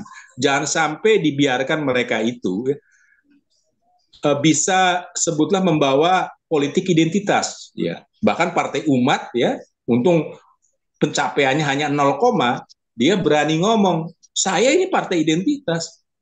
Makanya dia ngomong di rumah ibadah, di masjid-masjid gitu. Tapi 0, untung saja, berarti rakyat itu pada Amin Rais loh di situ. Bapak reformasi dulu, ya. Nah, ternyata tidak diminati, ya. Dan saya itu merasa bersyukur, ya. Nah, sekarang jadi perlu ada edukasi, ya. Kan kita sedang mengarah kepada Indonesia 100 tahun Indonesia merdeka tahun 2045. Nah, saya optimis akan ada banyak pencapaian sampai di sana. Mudah-mudahan orang Kristen bisa jadi presiden. Yaitu apa namanya, mereka mulai sadar gitu bahwa membawa ideologi kadrun itu sudah nggak laku dimanapun, termasuk di Indonesia. Terbukti dari yang protes ini pun sebenarnya dia harus bawa orang Katolik, masih dibawa orang Katolik, namanya siapa tuh, Paulus apa kalau nggak salah. Tapi beberapa orang Katolik itu dibawa, ya, dibawa untuk oleh Din Samsudin untuk menunjukkan bahwa dia tidak sepenuhnya kadrun, ya. Walaupun kalau buat saya yang memang concern dengan ideologi tersebut, karena sering mereka itu mendiskriminasi dalam pilkada, dalam pilpres sebelumnya, ya, sekarang berkurang, ya, itu bagus, ya. Dan rakyat juga apa namanya pilih capres 02, ya, yang memang di Bapak Jokowi dia fokus ke situ, ya, menurut saya wajar, ya, dan dia hebat di situ, cerdik, ya. Kalau bukan Bapak Jokowi, ya, yang berani dihujat, sekarang kan yang seharusnya yang dihujat itu sebenarnya Prabowo, harusnya. Artinya Prabowo, mereka takut, Sunarko itu takut kepada Prabowo, pendukung capres 03 juga takut kepada Prabowo. Jadi mungkin lebih banyak dendamnya saja, ya. Kenapa Bapak Jokowi membantuin capres 02? Ya mungkin karena di sana ada anaknya. Jadi itulah logika Prabowo, benar itu. Dia tadinya ragu-ragu, adik kandungnya Prabowo juga ragu-ragu, tetapi tetap dipilihlah anaknya Bapak Jokowi, ya. Maksudnya supaya saya lebih melihatnya bukan karena Gibran itu sudah punya kapasitas untuk jadi wapres, tetapi representasi dari memang Bapak Jokowi itu sebenarnya anti kadrun. Makanya dan terbukti itu dari dibubarkannya FPI dan HTI, ya, yang semua presiden tidak ada yang berani membubarkan kedua partai tersebut. Jadi kalau tadi Ibu Lisol bertanya, kok agak ngeri juga nih PKS suaranya tambah banyak, saya sih tidak melihat seperti itu. Itu sebenarnya dari pengurangan dari partai-partai yang apa namanya kanan tengah, ya, atau hampir tengah, tapi masih partai kanan, dari partai Islam lah sebutlah, seperti PAN misalnya, seperti apalagi saya nggak apa, pokoknya seperti itulah partai yang lari ke dari P3 itu nyaris bisa nggak masuk 4%, bisa terlempar dia, ya. Nah, jadi larinya memang ke PKS, ya. Nah, memang karena orang seperti orang yang ideologinya kadrun, ya, memang itu memang dari dulu begitu, sepertiga jumlahnya dari sejak zaman pemilu pertama memang sudah seperti itu. Nah, makanya itu sebenarnya bagus sekali, ya, pemilu bisa sekali putaran itu bagus sekali, sudah menghemat biaya, ya. Akhirnya juga tidak perlu nanti jadi berkelahi lagi nanti di putaran kedua, lebih parah, ya, karena semakin tajam artinya. Nah, jadi itulah sebutlah kredit poin buat dari saya minimal buat Bapak Jokowi, ya. Dia berani dihujat, ya, karena sebutlah melakukan effort, dan tentu tidak, menurut saya tidak melanggar, ya. Tidak melanggar, dan itu pun terlihat dari pengakuan 22 negara. Pengakuan 22 negara termasuk 5 negara besar kepada sebelum pengumuman KPU. dan tercermin juga dalam scientific method, yaitu quick count tadi, bahwa memang kemenangan Prabowo itu 58%. Ya, kalau dilihat detailnya di tempat saya yang biasanya PDIP menang, capres PDIP selalu menang, sekarang kalah. Urutan ketiga pula, memalukan. Sampai banyak yang kaget. Kenapa itu bisa terjadi, kalah sama capres 01. Gitu. Bahkan di markasnya PDIP, di rumahnya Megawati, kalah pula itu sama Prabowo. Walaupun bukan urutan ketiga. Gitu kan. Nah, jadi tugas kita, ya, tugas yang channel-channel seperti ini yang memang tidak suka dengan ideologi kadrun, memang harus mengarahkan seperti itu supaya mereka kapok, ya. Mereka kapok, jangan ini nggak akan bisa jadi presiden deh, pokoknya. Jadi apa namanya, kalau kamu kadrun nggak akan bisa jadi presiden. Selalu nanti apa namanya, lihat aja capres 03, dia masih pilih PDIP, tapi pilihan untuk apa namanya capres ke 02. Jadi orang PDIP itu, orang Jawa Tengah lah saya sebut lah, spesifik. Hidup matinya itu memang PDIP. Ya, makanya bahaya sekali kalau ketika Megawati sudah berubah seperti sinyalemen dari Bung Beta, ya. Jadi dia jadi partai kadrun, bahaya banget, kita harus rem. Artinya Megawati kalau sebutlah kalau tetap Megawati akan seperti itu kalau menurut saya. Mudah-mudahan Puan kalau Puan atau siapapun yang jadi ketua umum bisa ganti dia, PDIP tetap konsisten. Jangan lagi berubah atau berpura-pura seolah-olah mendukung apa namanya kadrun, padahal sebenarnya itu berbahaya, akan backfire. Itu bahaya sekali. Kalau kan sekarang mau nggak, kan malu sekali tuh PDIP. Hanya berdasarkan laporan saja biaya 500 paling besar 500 triliun lebih, 500 miliar lebih, ya. Tetapi urutannya nomor 3 itu malu sekali. Akhirnya dia daripada malu, ya, saya khawatir bahwa itu sebagai budaya Indonesia, ya, yang jadi bikin protes-protes seperti sekarang, ya. Tolong diamati apakah KPU sudah mengumumkan secara resmi kemenangan Bapak Prabowo, ya, itu karena penting ketika debat dialog di sini, ya. Tapi yang terakhir adalah, ya, memang akademisi, ya, yang jadi provokator, lalu ada individu-individu tertentu juga, ya, capresnya, ya, capres 01, 03, termasuk partai, ya, yang membiarkan demo-demo terjadi, ya. Kemarin itu sampai malam, saya nggak tahu sekarang bagaimana, karena saya menggunakan handphone, biasanya sebagai komputer, harusnya dihukum. Ya, jadi kita menyuarakan untuk hukuman kepada mereka, kepada akademisi yang tanpa bukti menuduh curang, ya, sehingga Maijen Sunarko sampai ketipu, ya. Offside dia sebenarnya. Kalau pemilu curang tuh bukan begitu caranya menuntut presiden turun atau makar, itu bukan begitu. Menurut undang-undang pemilu loh. Nah, ini saya mengambil dari, kalau nggak salah namanya itu Dr.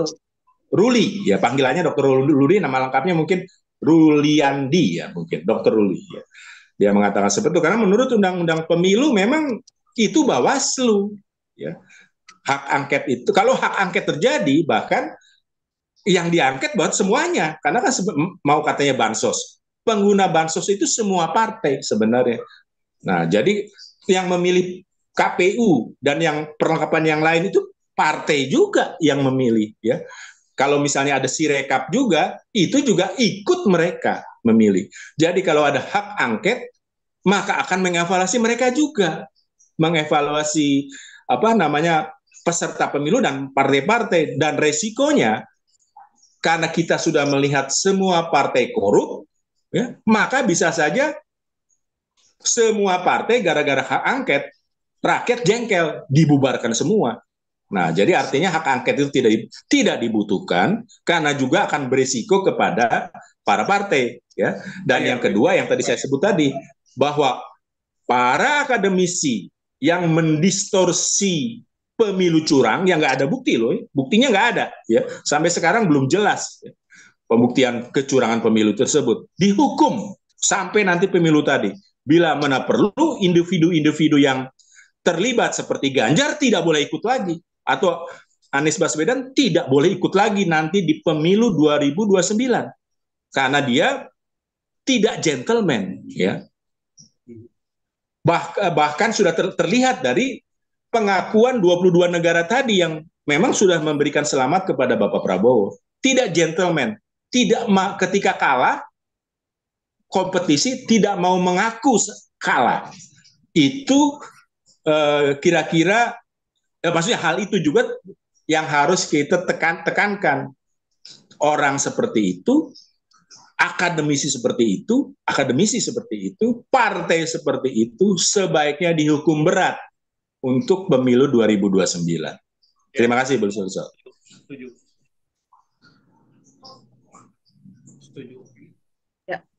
Ya, ada setengah jam lagi kurang lebih ya kita dalam diskusi ini. Ya, diberikan kesempatan Pak Supriyadi resen, silakan Pak Supriyadi. Ya, terima kasih Bu Lisoy. Ini analisa Pak Gajah Mada ya. Ini luar biasa ini. Saya ini Pak ya, barusan saya juga 2 hari yang lalu, sekitar 2 hari yang lalu itu saya ngobrol-ngobrol banyak dengan salah seorang langganan beliau, langganan legislatif lah katakanlah di Surabaya. Dan beliau juga seorang elit politik dari PDIP. Cuma saya nggak enak ya sebut namanya ya. Saya cukup karena saya menghargai beliau lah.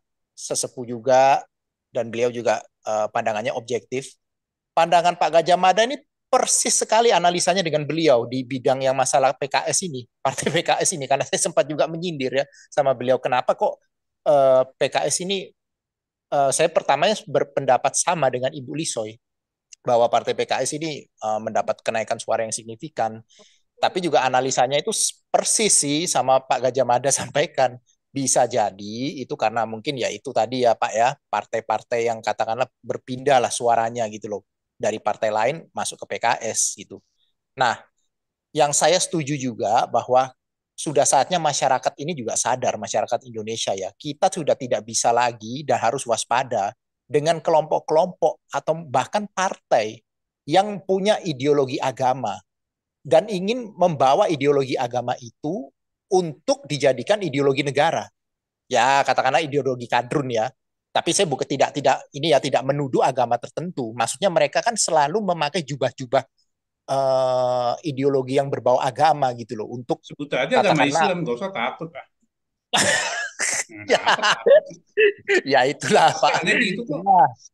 Ya, selalu dicampur adukan lah dengan fatwa-fatwa lah, dengan aturan-aturan seperti itu. Ya memang masyarakat Indonesia udah saatnya tolak dan jangan mau gitu loh. Politik identitas. Ya kan, politik identitas menyudutkan suku, ras, agama tertentu kan. Ya nanti yang jadinya kalau misalnya nih rakyat Indonesia ini masih mau tuh milih yang begitu-begitu modelnya, bahkan yang non mayoritas lah, minoritas lah ya. Saya katakan udahlah non Islam lah, mau pilih-pilih yang orang yang calon-calon dari partai yang begitu, partai guram lah saya bilang. Yang terjadi apa? Kembali lagi nanti pelarangan ibadah kan, persekusi lah, macam-macam nanti ketidakadilan hukum lah di mana-mana lah. Masalah regulasi yang terkait dengan agama juga. Akhirnya kita juga tercatut-catut kan, terbawa-bawa gitu loh. Lah sangkut pautnya apa? Kita ini yang bukan keyakinan situ kok repot jadinya gitu loh, suruh ngikutin sono. Nah, ini saya bukan tidak bermaksud rasis ya. Saya tidak bermaksud rasis, tapi kan kita ini sebenarnya kan Indonesia ini perlu diingat lah. Saya mau ini ya nyontek perkataannya Pak Santiamer ya dari dulu. Indonesia ini dipersatukan loh oleh Pancasila loh. Dari keberagaman loh kita ini. Kalau kita hanya pakai satu ideologi agama saja, satu keyakinan, Indonesia saya pastikan tidak ada hari ini. Bubar ini negara. Jadi sudah saatnya itu kita cerdas lah. Jangan mau lah kita ini dipecah-pecah lah sama yang model-model apalah itu, balehong lah, model-model gak jelas itu yang guram-guram gitu ya kan, dia pas model-model yang nggak gila lah saya bilang, nggak beradab lah itu cara-caranya lah itu. Masa pakai identitas lah, dari sara lah, dari agama lah, bawa suku apa. Itu memalukan lah saya kira. Itu Indonesia nggak bisa maju lah selamanya kalau seperti itu. Ya ini terus saya juga mau saya juga ada mau mungkin menyampaikan satu hal ya. Saya sempat tanya. Cuman saya nanti saya akan cari informasi juga ke beliaunya juga. Saya juga ada penasaran ya, kenapa partai nasionalis seperti sebesar PDIP ini kok halauannya kok kita tahu sendiri ya, malah kayak melempem ya di beberapa daerah itu kayak meloloskan perda-perda yang berbau syariah lah katakanlah. Ya. Nah, itu nanti akan saya mau korek lah. Cuma memang saya belum belum inilah ya karena beliau kemarin juga ya kita ngobrol-ngobrol santai nanti tapi ada waktunya lah nanti akan saya sampaikan ke beliau lah. Dalam artian saya mau bertanya gitu loh.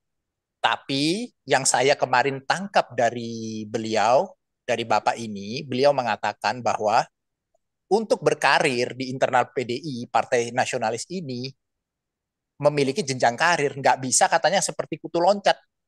Jadi orang harus masuk dulu, pengkaderan, harus jadi kader dulu, harus punya katakanlah jam terbang dulu, pembuktian dulu, baru bisa menempati posisi-posisi strategis di dalam internal partai. Tapi ya sudahlah, itu kan cuma ini aja lah, info saja lah. Cuma ya memang saya juga mempertanyakan gitu loh, kenapa kok partai sebesar PDIP, dan saya sampaikan ke beliau, Pak, PDIP ini suaranya banyak, maaf ya Pak ya, banyak loh Pak saudara saya dari yang Katolik, Kristen, Hindu, Buddha, masih pilih PDI loh. Jadi Bapak jangan lupakan loh ya Pak ya, suara-suara mereka ini ya, suara-suara kami ini loh ya, karena Bapak ini kan terpilih nih, Bapak ini wakilnya kita, ini wakilnya rakyat, ya Bapak harus juga bijaksana dalam memberikan statement-statement, komentar-komentar. Ya itu sih harapan saya sih ke depan sih Bapak Ibu ya. Itu janganlah, ayolah gini loh. Kalau anak muda bilang, aduh saya nggak ada urusan, saya nggak ada waktu Mas Supri, saya nggak ada waktu Pak Adi untuk ngurusi politik. Lah kalau Anda sudah menyerah terhadap politik, tidak mau memperhatikan situasi kondisi bangsa ini, jangan salahkan di suatu hari nanti Anda akan merugi dan menyesal. Ya, itu orang-orang yang selalu mengatakan itu, aduh saya nggak ada urusan dengan politik dan sebagainya macam. Ingat loh, Indonesia itu ditentukan oleh kita sendiri. Kita mau negara ini masih negara Pancasila, kita mau negara ini masih Bhinneka Tunggal Ika, kita sendiri harus berjuang untuk negara ini. Itu saja dari saya. Terima kasih. Ya, oke Pak Supriyadi. Ya, tapi dalam 2 hari, udah 3 hari ya demo ya, 18, 19, 20 ya. Kader-kader PDIP saya lihat banyak yang turun ya, termasuk caleg-calegnya. Ada caleg yang masih terpilih ikut juga, kemudian yang nggak terpilih pun ikut ya. Antara lain Masinton dengan siapa tuh, Adian Napitupulu yang cukup familiar buat. Saya sih agak miris juga ya dengan mereka ini ya. Giliran yang seperti ini ikut terjun ya, langsung turun gunung. Tapi saya tidak pernah melihat mereka ini ketika ada persekusi sebegitu banyak ya yang kita ketahui, dan di mana juga kita selama Galarua berdiri, kita ikut di dalamnya dalam penanganannya ya. Ada ya sudah cukup banyak ya, tapi kita tidak pernah melihat atau merasakan peran serta mereka untuk ya menangani hal-hal yang seperti itu, persekusi, intimidasi ini ya, terutama terhadap hak beribadah umat Kristen atau minoritas yang lain.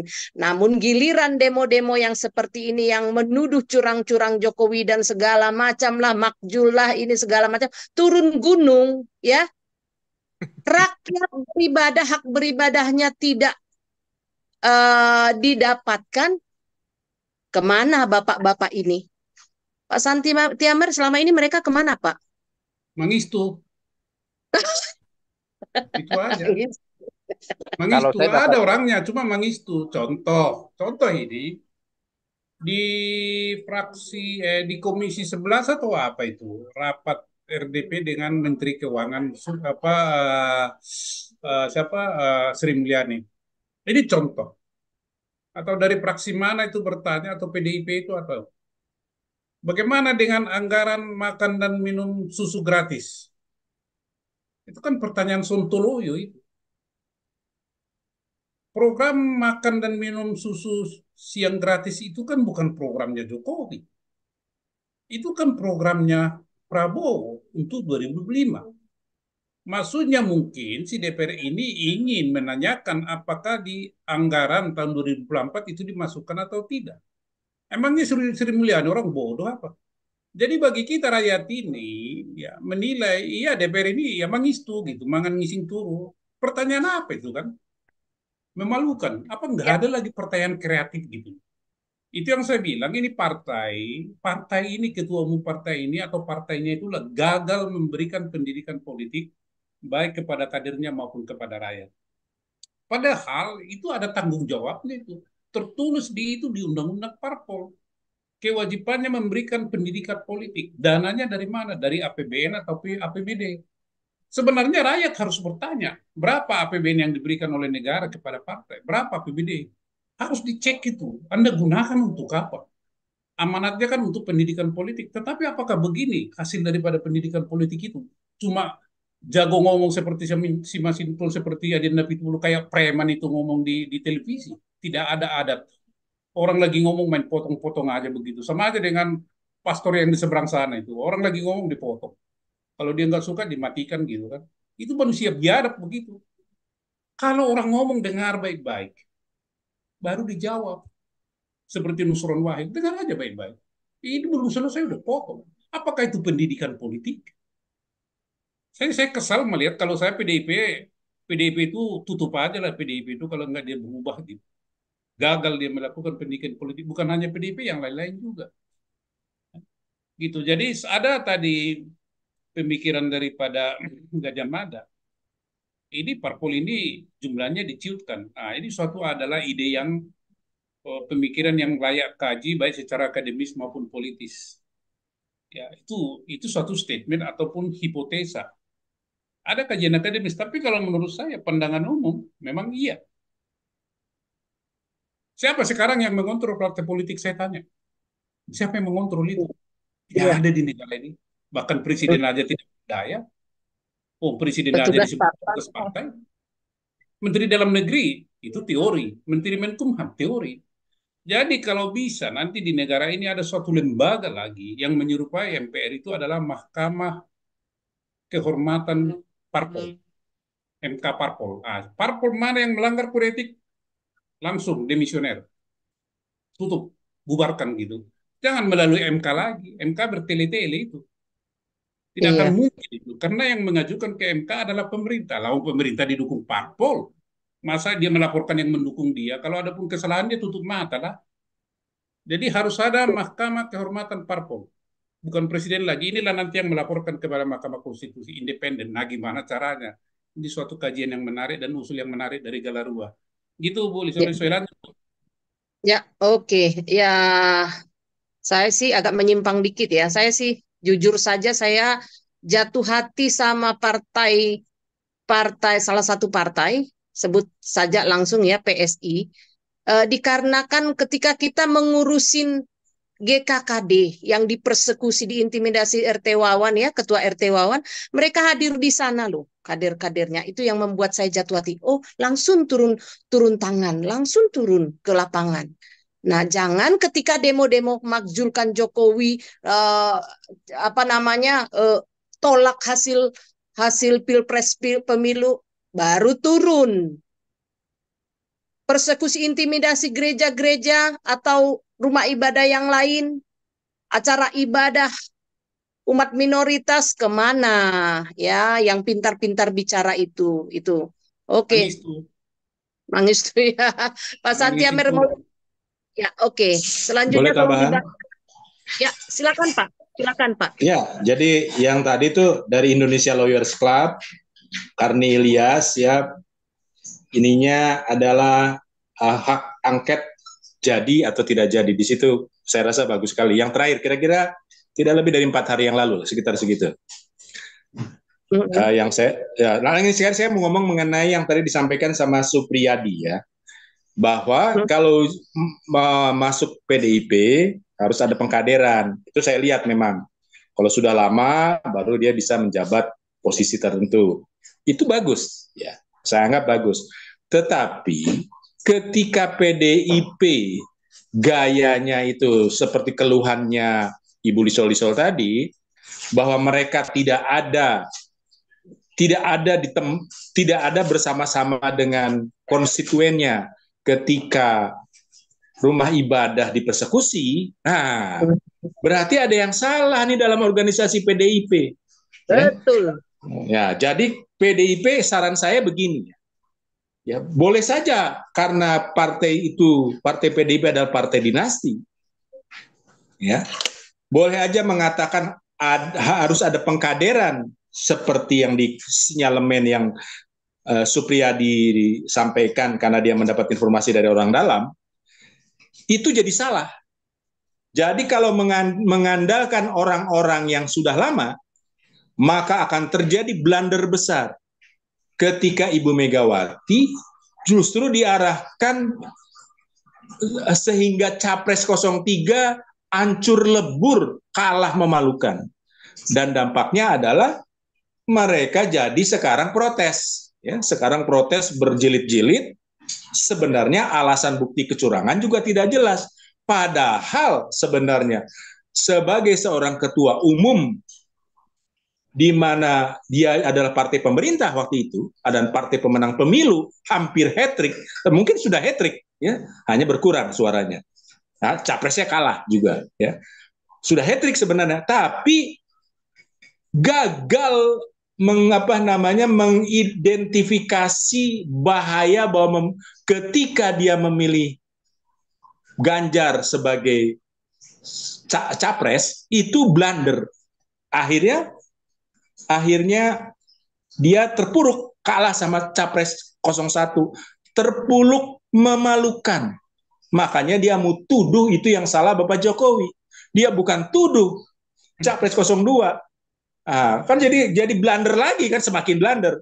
Itu adalah bukti bahwa pengkaderan yang tadi dikatakan oleh Bapak Supriyadi salah total. Jadi sekarang begini aja ya, kalau PDIP ingin tidak ditinggalkan konstituennya, ya, dia harus dicangkok kader dari luar sekarang. Nggak bisa lagi mengandalkan pengkaderan, ya, karena akan nggak bisa nyampe ke atas dan nggak akan bisa memberikan pembaharuan. Kalau itu tidak terjadi juga, ya, ada kader-kader baru yang punya pikiran segar, ya, seperti kemauan konstituen yang memilih Capres 02, padahal dia masih pilih PDIP, ya pilih PSI. Saya bilang, yang tadi kan disebut PSI, partai baru yang sudah punya potensi. Saya sarankan udah jangan lagi. Jadi saudara-saudara Supriyadi yang masih Katolik dan atau agama yang lain ya, ya sudah jangan pilih PDIP. Sudah jelas PDIP bukan tidak sesuai dengan visi kita. Masa partai itu dipilih kan? Pilihlah partai lain, ya kandidatnya adalah PSI seperti Ibu Lisol katakan tadi. Saya sarankan seperti itu. Saya ulang lagi, yang penting adalah pengkaderan salah total.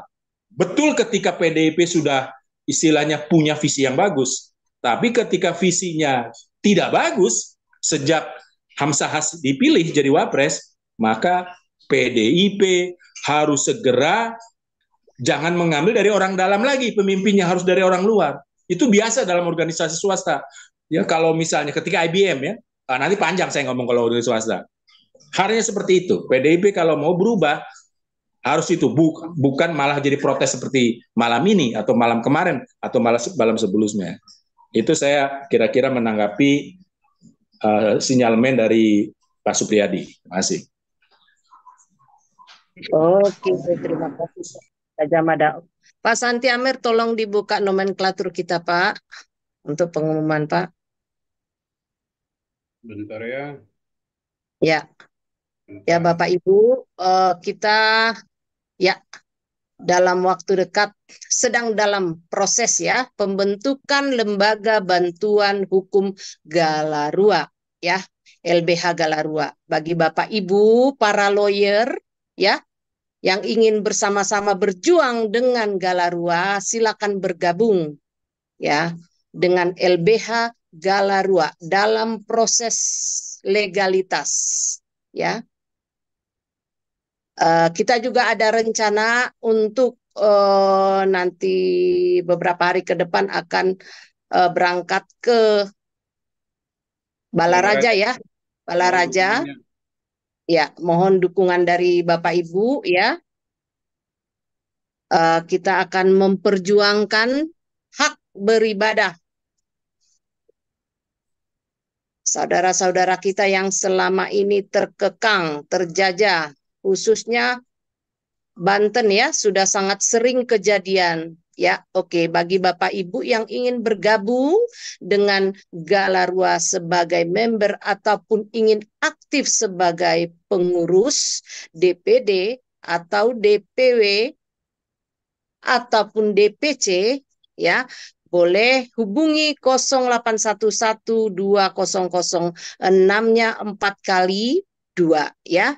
Kemudian untuk dukungan buat kegiatan Galarua, program-program Galarua, ya, silakan memberikan donasi ke BCA atas nama Yayasan Galarua Nusantara Abadi 4500681000. Ya. Nah, untuk rencana pembentukan Lembaga Bantuan Hukum LBH Galarua, silakan memberikan kode 01, yaitu pendampingan hukum, ya. Karena nanti LBH Galarua kita pergunakan untuk pendampingan hukum bagi orang-orang atau kelompok yang merasa terintimidasi, persekusi, ya, terdiskriminasi, terkriminalisasi. Ini kita akan sediakan berikan kode dengan 01. Jadi misalkan memberikan donasi 1 juta, 1 juta 1 rupiah. Oke. Kemudian kita juga tetap memberikan ya beasiswa bagi, untuk saat ini masih Zelda ya, anaknya Agustan, bagi Bapak Ibu juga yang terbeban ya, untuk berdiakonia, memberikan persembahan kasih lah ya buat beasiswa Zelda. Boleh juga di sini nggak ada memberikan kode ya, kode berarti kode 02 ya, 02 misalnya 100.000 2 ya. Dan tidak lupa juga kami sampaikan terima kasih kepada Bapak, Ibu, saudara-saudara, sahabat Galarua yang selama ini terbeban untuk mendukung Galarua dalam bentuk apapun. Ya, dalam bentuk apapun ya. Baik itu dukungan doa, dukungan dana, dukungan like, subscribe dan share channelnya Galarua TV atau Beta Maluku ya. Silakan Bapak Ibu ya, boleh di like, subscribe dan share sebanyak-banyaknya channel Galarua TV dan Beta Maluku channel ya. Relay juga dengan Ardo Purba, Lisoy, dan bagi Bapak Ibu yang punya channel ya, boleh bergabung juga relay setiap Galarua live ya. Kemudian laporan-laporan kegiatan Galarua sudah cukup banyak, nanti akan kita buat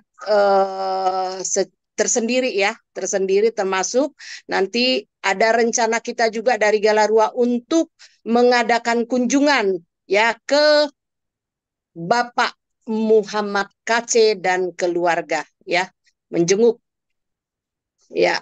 Oke, ada lagi Pak Santi Amer mungkin bisa, ini sudah menunjukkan aduh, guguk saya. Sudah menunjukkan waktu 22.45, barangkali ada yang mau disampaikan lagi, Pak Santi Amer ataupun Pak Gajah Mada, silakan. Ya, kalau tidak ada saya mau bicara. Silakan ya, Pak Gajah Mada. Sekalian closing statement gitu.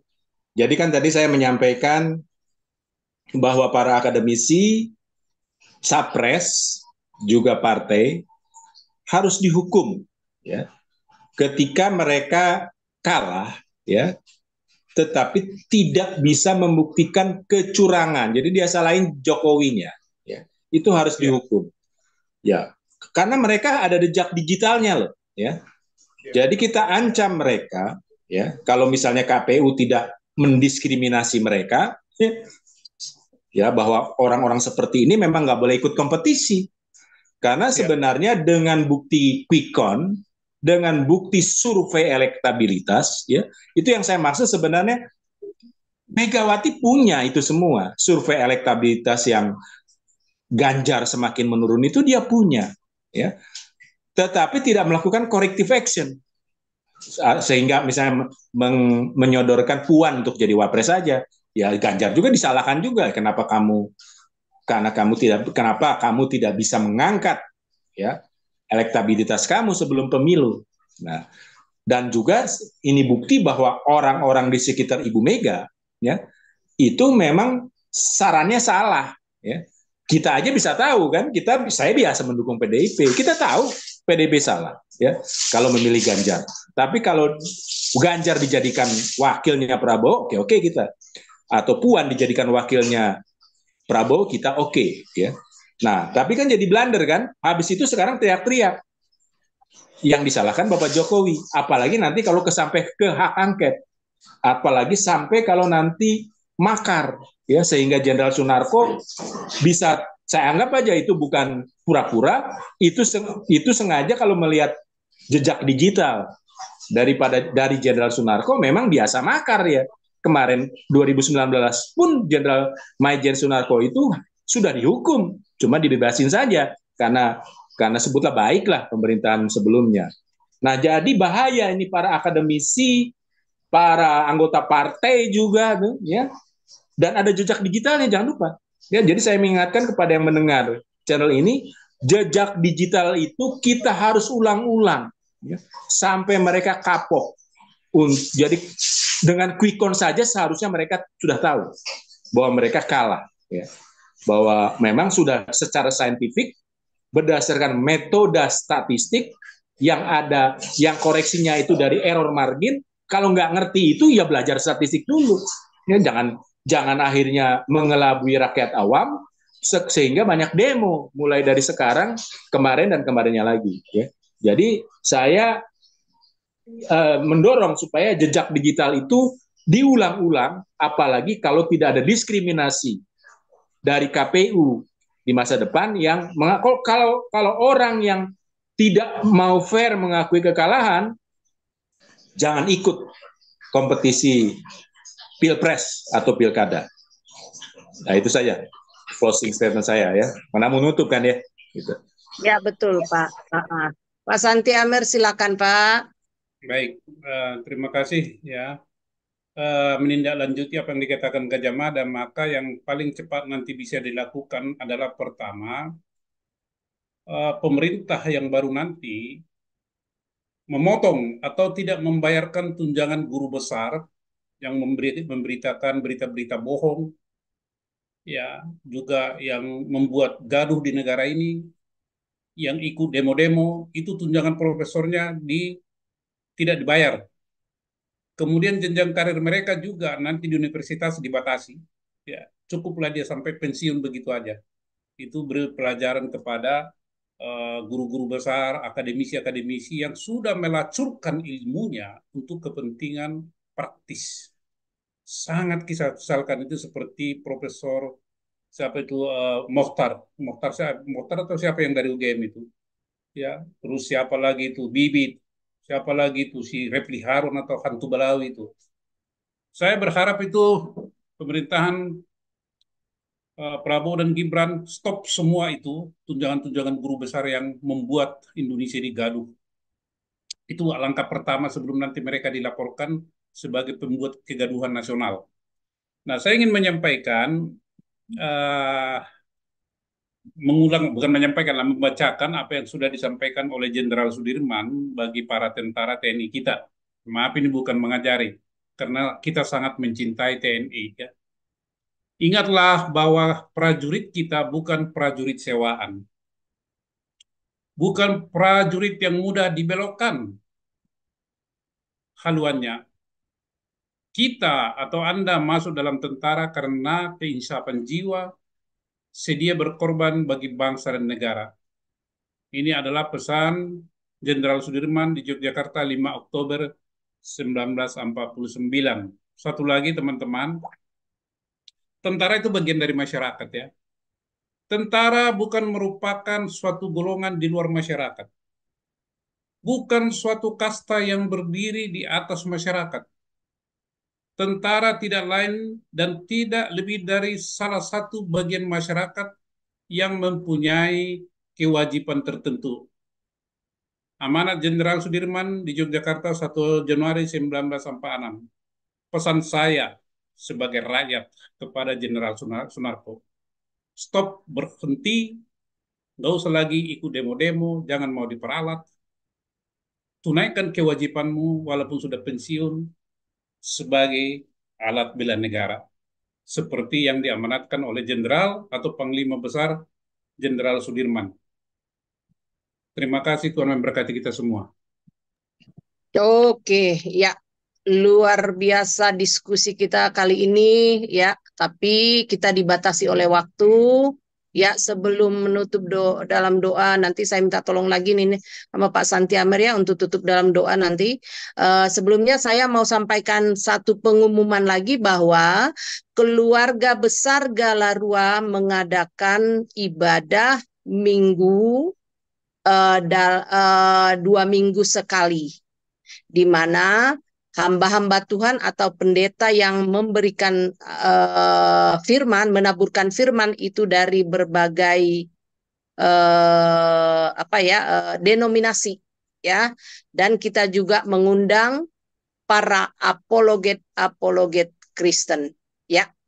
Oke, terima kasih Bapak Ibu yang ada di Zoom, yang ada di YouTube, dan yang akan menonton kembali ya.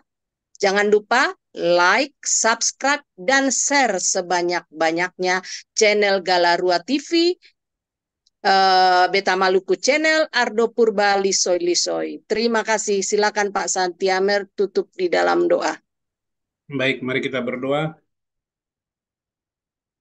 Jehovah Sireh yang kami sembah di dalam nama Tuhan Yesus Kristus, Raja di atas segala raja, Tuhan di atas segala Tuhan, yang berkuasa atas alam semesta, yang berkuasa atas segala sesuatu dimanapun, dulu, sekarang, sampai di masa yang akan datang, dan selama-lamanya. Kami adalah bagian daripada ciptaan-Mu. Kami mendapat tugas dan amanat dari-Mu, Tuhan. Berkenan kiranya Engkau mengingatkan kami untuk senantiasa kami taat dan setia melakukan apa yang Tuhan kehendaki dari diri kami pribadi selama kami masih hidup di dunia ini. Terima kasih atas perbincangan malam ini, Tuhan. Kami sebagai bagian terkecil dari masyarakat Indonesia yang mencintai agar ideologi Pancasila yang merupakan satu-satunya ideologi negara ini, Tuhan, tetap ditegakkan, tetap dipegang, tetap ditaati, dan tetap dilakukan. Demikian juga pembukaan Undang-Undang Dasar 1945. Kami mohon Tuhan, Engkau turun tangan untuk menertibkan para pengacau yang ada di Indonesia ini. Kami ingin bangsa ini, Tuhan, menjadi bangsa yang maju, menjadi berkat bagi bangsa-bangsa lain. Para penipu, para pengkhianat, para pengacau, Tuhan yang berperkara dengan mereka. Tuhan juga melindungi pemimpin-pemimpin kami, mulai dari pusat sampai ke daerah, yang bekerja dengan tulus ikhlas, yang bekerja atas dasar mencintai dan mengasihi rakyat Indonesia, Tuhan. Berkati mereka pribadi lepas pribadi. Saudara-saudara kami juga yang mengikuti Zoom malam ini, Tuhan berkati. Juga yang mendengarkan atau mengikuti melalui YouTube, Tuhan berkati. Inilah doa dan permohonan kami di dalam nama Tuhan Yesus Kristus. Amin.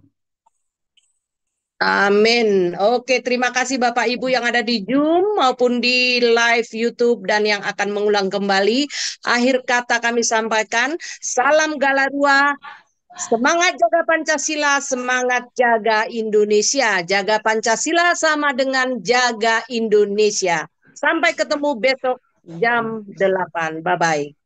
Saya kembalikan ke Beta. Selamat malam semuanya. Selamat malam. Selamat malam. Pak. Terima kasih Pak Supriyadi. Iya, Pak Supriyadi. Terima kasih. Terima kasih Bu Lisoy. Terima kasih semua untuk pendengar, penonton di Beta Maluku YouTube channel malam ini. Jangan lupa like, subscribe, and share. Galarua TV YouTube channel ya. Sampai kita ketemu besok malam. Selamat istirahat. Tuhan Yesus memberkati. Shalom. Shalom, shalom. Shalom.